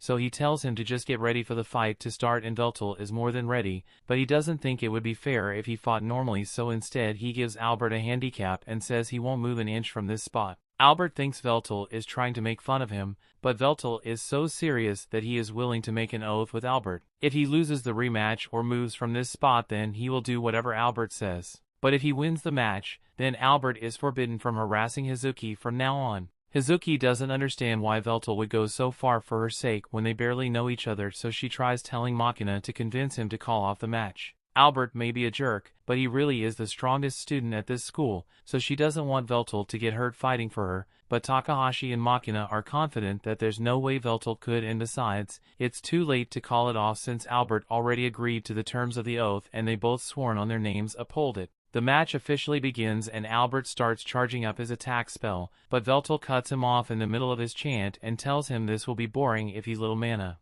He wants Albert to fire at him with everything he's got so he can at least have a little fun, and Albert takes that personally, so he starts casting his spell at max power. Mag tries to calm Albert down since the spell of that level could actually kill someone, but Veltol tells her there's no need to worry since this is exactly what he wants to see. It's been a while since Veltol got to participate in an old-fashioned magic duel, so he wants to savor it a little. Albert fires his magic arrow and unsurprisingly, Veltol catches it with one hand before it could hit him, but even so, he's honestly impressed with the strength Albert was able to put into that attack, but it still wasn't enough to make him move. Albert can't believe Veltol managed to catch one of his full-strength spells with nothing but his bare hands, but tells him he should be proud of himself because of another 200 years of training. Albert would be strong enough to become a mildly challenging opponent for him. He apologizes for his rude remarks earlier about Albert's ancestor because he respects how much hard work Albert must have put in to achieve this level of power in the modern era, and as a reward, Veltol is going to give him a taste of the true essence of magic. So he points a finger at Albert and fires some compressed mana,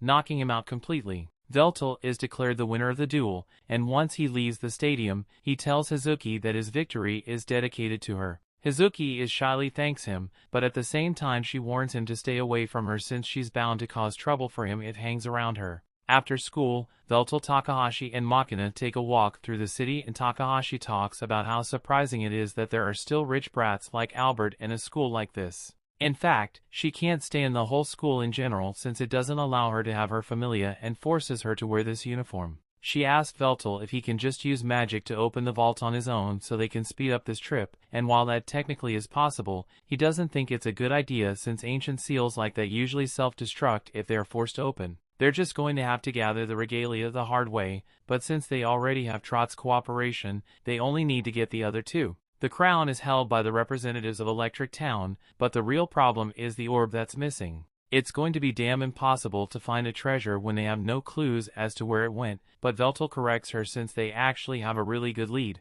The orb that went missing is owned by the Reynard family, and it just so happens that they met the head of the Reynard family today so they can ask her about it later. For now, they have another matter to attend to since they've just arrived at their destination. This is the other side of Akihabara City, but this is Veltol's first time ever being here, so Takahashi welcomed him to the Electric Town. Veltol is amazed by how densely packed this place part of the city is, and he is interested in exploring it since it reminds him of the labyrinths he used to build. But Takahashi stops him since this place is a real tourist trap. Rumor has it that if you get lost, you could be stuck in there for days and come out broke. That's why Takahashi says they need to have a guide who is familiar with the area, and as luck would have it, Takahashi is a specialist when it comes to gathering information. She says she knows the perfect place for them to go, a maid cafe. Veltol trusts Takahashi's judgment, but he's starting to worry that this place isn't really the best choice for gathering information about the regalia. But on the contrary, Takahashi assures him that this place is perfect since all kinds of people come here and the maids love to gossip, so it's easier to overhear things.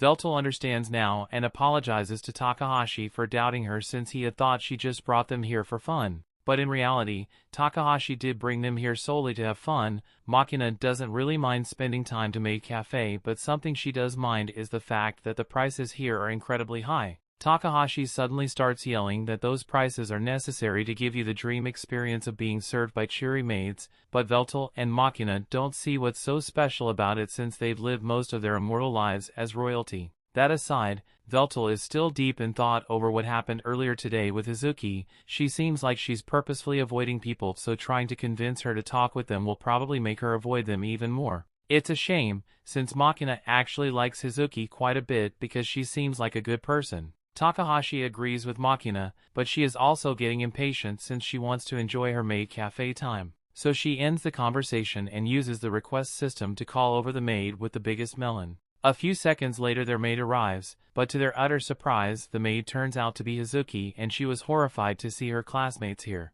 The story continues. We see Hazuki never expect to see this three again, much less to dress like this, but Machina and Takahashi are really happy with way things turns out. Even Veltol decides to have some fun with the situation and tells Hazuki that he would like to order the same thing as that table over there. He then points to a group receiving the Momo special performance with their meal, and Hazuki is dreading the idea of having to do that in front of her classmates because she'd die of embarrassment.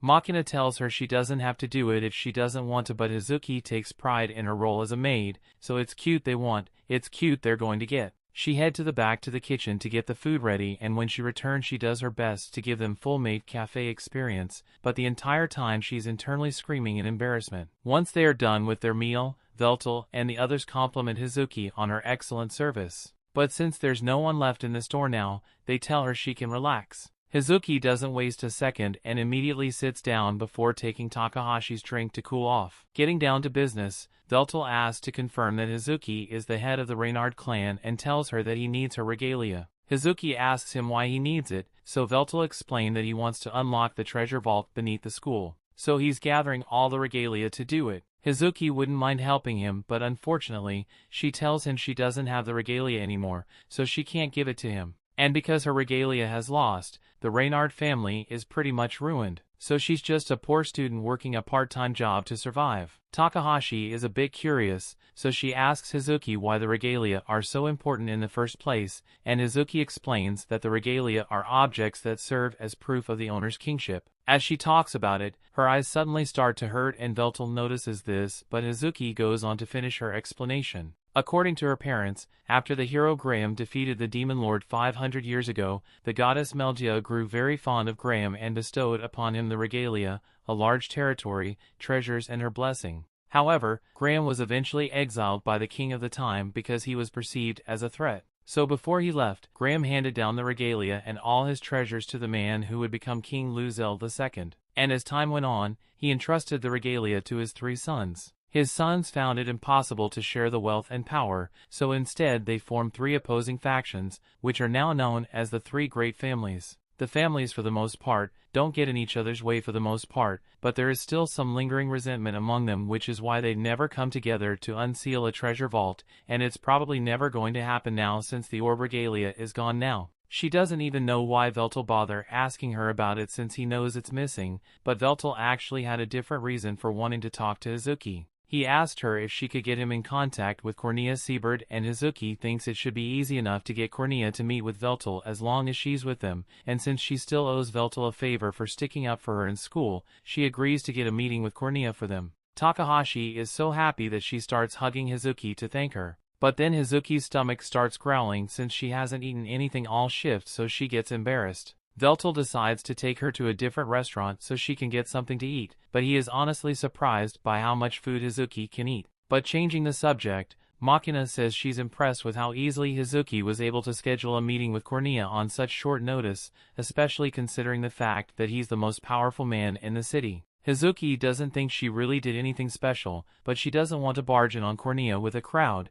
so she says she can only bring one person with her. Veltol declared that he will be the one to go then, and now that that's been decided he takes a bite out of one of the meat sandwiches and he loves it. This place is known for their incredible genetically modified meat, although chicken and pork options are really expensive, so most people just stick to the beef. Machina is a little curious and asks Hazuki what kind of meat she's eating since it doesn't look like beef, so Hazuki explains that it's dragon meat. Both Veltol and Machina are a little disturbed by this, since one of Veltol's subordinates and Machina's comrade was so old a black dragon. so they're hesitant to eat meat from the same species as him. Hazuki asks if that means they're too scared to try it, but Veltol and Machina take that as a challenge and immediately take a bite out of 2 dragon meat sticks. And surprisingly they actually like. It feels like beef, but tastes like chicken, so Machina starts wishing they had eaten some of Soul's meat while he was still around, since he would have just regenerated anyway. Once they are all done eating, Takahashi and Hazuki are having some fun,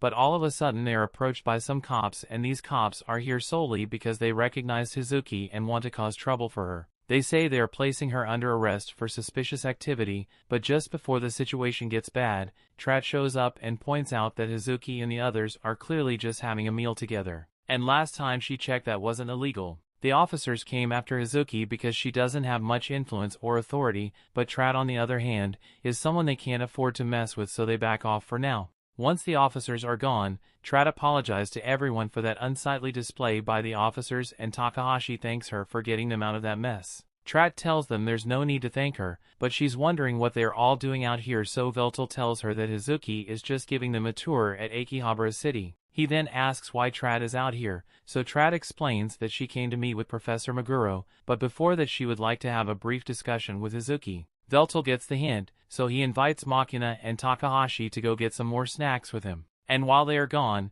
Hazuki and Trat get to talk in private. Trat is glad Hazuki has made such good friends, but regarding the discussion she wanted to have, she tells Hazuki that her previous offer is still on the table. Hazuki tries to act like she doesn't know what Trat is talking about, so Trat reiterates that she wants to adopt Hazuki into her family. Hazuki says she can't accept the offer because of Trat to her, and then all the other nobles would turn against her. But Trat said she can handle that, so she just wants Hazuki to be able to live a happy life. Hazuki appreciates Trat looking out for her, but she still can't accept the offer because she wants to protect the Reynard family name as much as possible for the sake of her parents. Trat accepts her decision, but she wants her to remember that she will always be on Hazuki's side no matter what. She needs to leave now, so Trat says goodbye to Hazuki and tells her have fun with her new friends, but as Trat leaves, the pain in Hazuki's head starts acting up again. This time, Takahashi notices it, so she asks Hazuki if she's alright, but even though she clearly isn't, Hazuki says she is fine. A little while later,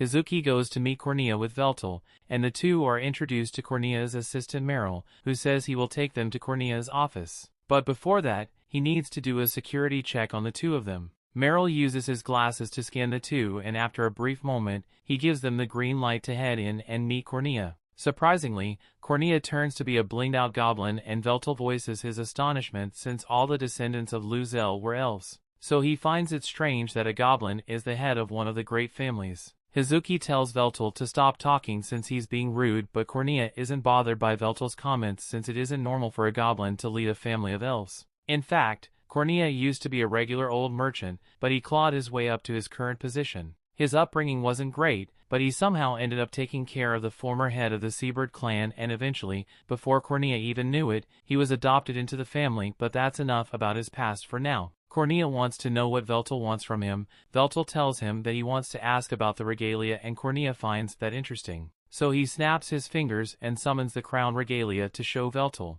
The fact that Cornea could summon it so easily makes Veltol think it must be some sort of soul armament. Cornea corrects him and explains that the crowns as well as the other regalia were all created from fragments of the goddess Meldia's soul. As such, the regalias can be stored within the user's soul, so unless the user willingly relinquishes it or gets killed, it's never going to leave aside. Veltol asks if that means he can claim the crown if he kills Cornea, and that puts everyone on edge, but Veltol says it's just a prank, bro, so they all calm down. Veltol also may have been joking about killing Cornea to get it, but he does need the regalia, so he politely asks Cornea if he'd be willing to let him borrow it. He needs it to open the treasure vault since the item he is looking for might be in there. Normally, Cornea would never agree to something like that, but since Hazuki was the one who brought him here, he decides to trust Veltol a little. However, even if he were to give Veltol the regalia, there would be no point to it. To open the vault, one means to possess all three regalia, but also means undergoing the process of becoming this city's true king.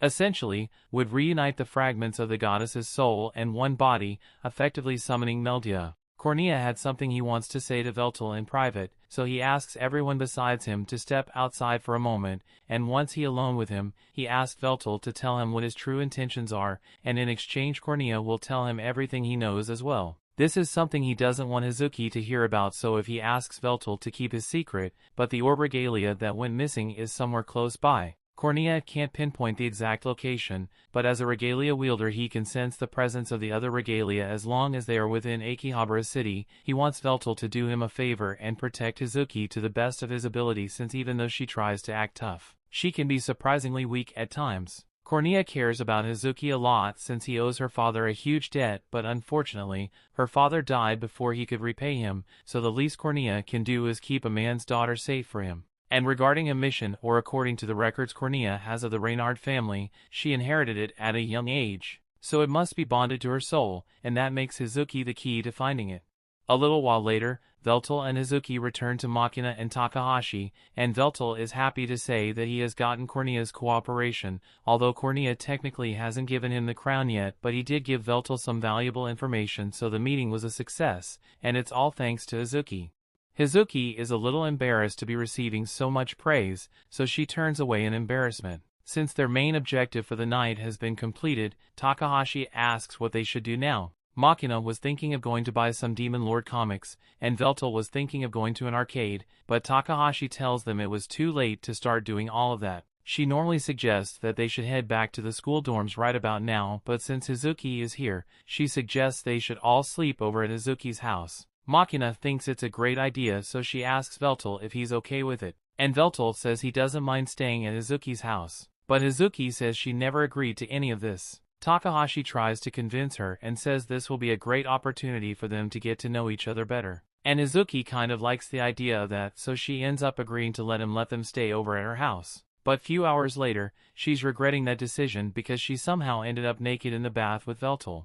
The story continues. We see Hazuki has had a problem with her right eye for a long time because for some inexplicable reason, whenever someone gets close to her she blacks out for a second. And when she regains consciousness, she discovers that she has injured someone. This caused her to attack her first friend without realizing it, and was also the reason both of her parents died. So she is very cautious about letting people get close to her. When she first brought the other back to her mansion, Machina prepared a meal for them and Takahashi proposed a toast to celebrate their new friendship. Hazuki is impressed by how well Machina can cook, but Machina thinks it's normal to have this level of cooking skills since she has been practicing for decades now. Hazuki is a bit confused and is about to ask how Machina could possibly have decades of experience when she's only a high schooler. But Takahashi changes the subject and suggests that they should hold a video game tournament to pass the time. Veltol is on board with the idea since he's a video game streamer, but Hazuki is hesitant to agree to it. Veltol asks if she's simply scared of facing the mighty Veltol in virtual combat, but Hazuki takes that as a personal insult.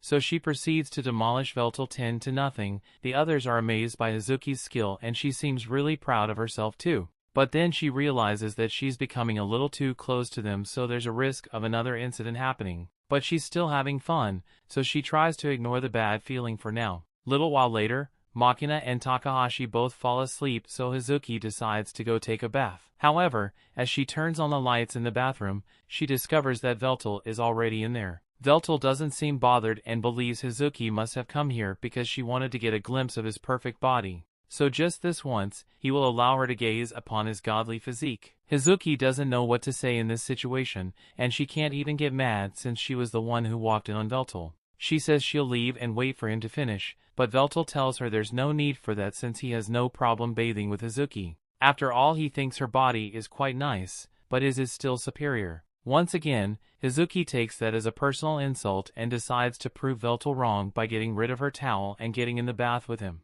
Once the initial awkwardness settles down, Hazuki asks Veltol about his conversation with Cornea, so Veltol explains that Cornea simply told her a bit about Hazuki's dilemma and how she inherited the regalia. She then asks him why he's bothering to involve himself with her, like when he helped her out of the cafeteria. She wants to know he's only being nice to her because she's the leader of the Reinhardt family, but Veltol tells her he didn't even know who she was when they first met. He just really didn't like that suck-up brat that was messing with her. However, now Veltol thinks of her as a cherished friend, so he would help her without hesitation if the need ever arose. He thinks she's really impressive since despite everything that has happened, she has still managed to keep her house in order, and she's really good at video games too, since she beat him so easily. He asked her if she had fun today and she did, so she scrims over to Veltol's side to be closer to him. Since Hazuki is finally open up to him, Veltol asks her about the picture frame she had in the living room. Since it's clear she was trying to keep something secret, Hazuki is hesitant to talk about it. But since she trusts Veltol, she says she will tell him about her past. Years ago, when Hazuki was still a little girl, she woke up one morning on her birthday and was extremely excited to celebrate with her parents. Her parents took her out shopping that day and they were trying to make her day really special, but unknown to Hazuki, there were a lot of hateful eyes looking their way because people didn't approve of her parents marrying each other. Her parents took her out to all sorts of fun locations to give her the best birthday experience possible, but when they sat down and parked to blow out the candles for Hazuki's cake, they were suddenly attacked. All three of them were violently stabbed, and while Hazuki managed to survive, her parents weren't so lucky. They both died that day and Hazuki fully blamed herself for the incident during the funeral. Meanwhile, Cornea and Trat were talking to each other at the back of the procession and Cornea expressed his worries for Hazuki. Since the records of the incident suggest that she had inherited the orb regalia after her parents died, however, Hazuki doesn't seem to be aware of it. They decide to let her remain oblivious for her own safety, since they don't want people who targeted her parents to come after her as well. The reason Hazuki decided to stay in Akihabara despite all the ridicule she faces is because this was her parents' home, and if not she would have abandoned this place a long time ago. Veltol thanks her for sharing her past with him and Hazuki honestly feels a lot better after talking about it. But she asks Veltol if he's willing to stick by her no matter what happens from here on out. After they're done with their bath, Veltol and Hazuki get dressed and start walking back to the others. But all of a sudden, Veltol grabs Hazuki's shoulder and stops her because there's an intruder in the room. He demands that the intruder reveal himself, so holographic projection appears and introduces itself as a hero from the New World Church, named Faceless. It says it is here to bargain, asks that Veltol and his friends leave Akihabara City immediately. Veltol defeated one of their former members, Marcus, so they acknowledge him as a significant threat and would rather avoid conflict. Faceless promises that no harm will befall Veltol or his friends as long as he leaves peacefully. And as a courtesy, the New World Church will even help him unseal the treasury vault like he had wanted. However, Veltol immediately rejects that idea because he would never abandon Hazuki. Furthermore, he finds it insulting that Faceless dares to call himself a hero since as far as Veltol is concerned, there is only one person that has the right to call himself a hero, and that is Graham. Faceless can see that negotiation won't work with Veltol, so he was up on trying to settle this amicably and decides to take his leave. However, before he goes, he states that no matter what Veltol does, he will not be able to stop the New World Church before they change the city forever. As he says this, Hazuki finally gets a good look at Faceless and she is terrified because he has the same emblem she saw when her parents were murdered. The hologram then disappears, but Hazuki is still scared stiff by what she just saw. Elsewhere in the city, Trat goes to visit Cornea at his office because there's something she wants to discuss with him. Cornea assumes she is here because of the incident that happened with Meguro, but before he could even ask any questions, Trat slices his head off and says she is here to steal his crown regalia. News quickly spreads across the city as the death of the leader of the Seabird family is a big deal, especially since he was murdered by the leader of the Gotel family. Hazuki can't believe it since she knows Trat would never do something like this, so she goes to see her ask about it. Meanwhile, an announcement is made at the school telling everyone that an emergency lockdown is being instated, so they are all required to gather in the assembly hall. Veltol and the others can already tell that something is wrong here, but they are not sure what it is, so they decide to just play along for now. Meanwhile, Hazuki has just arrived in Trat's garden and begins asking her if the news about her killing Cornea is really true. Trat tries to calm Hazuki down and tells her there's nothing to worry about, but she calls Hazuki back her last name Reynard, so Hazuki immediately realizes that this isn't the real Trat. Back of the assembly, a nun appears in front of the crowd and immediately casts a spell that stabs 4 students through the chest.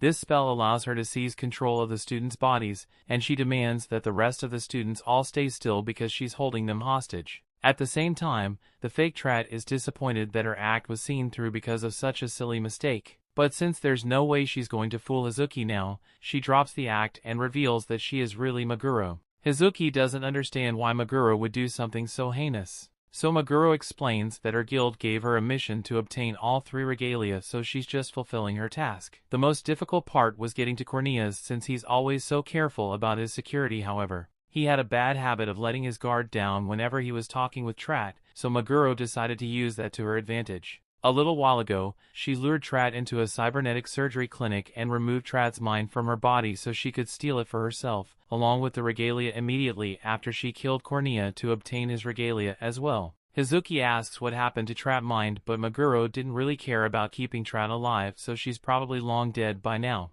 Hazuki breaks down at the realization that two of her closest friends are dead. But Meguro doesn't give her any time to grieve and says she needs Hazuki to cooperate with her so she can complete her mission. Hazuki immediately refuses to help Meguro in any way and turns to leave, but Meguro warns her that there will be consequences if she doesn't do as she is told. She then displays a video of the assembly hall, showing Machina's decapitated head on the ground, and she threatens to have Veltol and Takahashi killed as well if she doesn't obey. Hazuki has no choice at this point, so she asks if Meguro intends to kill her and steal the orb, but that's where Meguro corrects her because her real intention is to use Hazuki to summon the goddess Meldia. She traps Hazuki within a summoning circle and begins explaining that the three regalia were always intended to be used to summon Meldia, and despite what Hazuki may believe about the orb being missing, is actually already here. On top of that, the soul of Meldia is here as well and has been for a long time without Hazuki knowing it. During the merging of the two worlds, Meldia was meant to disappear since she would no longer be able to main herself as a higher being. However, she avoided this fate by lowering the rank of her soul and transferring it to an infant. The reason Meguro knows this is because she was the one who killed Hazuki's parents, and on that day Meldia's power briefly manifested to fend her off, which is why Hazuki survived. Back at the assembly hall, Veltol grabs Albert by the shoulder and uses telepathy to talk to him. Albert is the most capable student here, so he asks for his help to undo the spell controlling those students at the front. They only get one chance at this, so once Takahashi gives the signal, they cut power to the lights and Veltol uses his physical enhancement to break this spell on two of the students, while Albert takes care of others too. Machina then takes out the magician holding the students hostage, so everyone here should be safe for now. Veltol realizes that Hazuki must have been the real target of this attack, so he leaves Albert in charge of the students here and flies up to go save Hazuki. Meanwhile, on the roof, the summoning ritual has already begun, and it's already too late because Hazuki's body is already been taken over. As Veltol arrives, Meguro is a little disappointed since she won't get to complete her plan with him around. But at the same time, this isn't a total loss since no matter what Veltol does, war will still rain down upon this city, so for now she makes her retreat. Veltol goes up to Hazuki and asks if she is alright, but the person standing before him is no longer Hazuki, she is the goddess Meldia. That brings the episode to an end. Thanks for watching. Want next part? Subscribe the channel and turn on notification bell.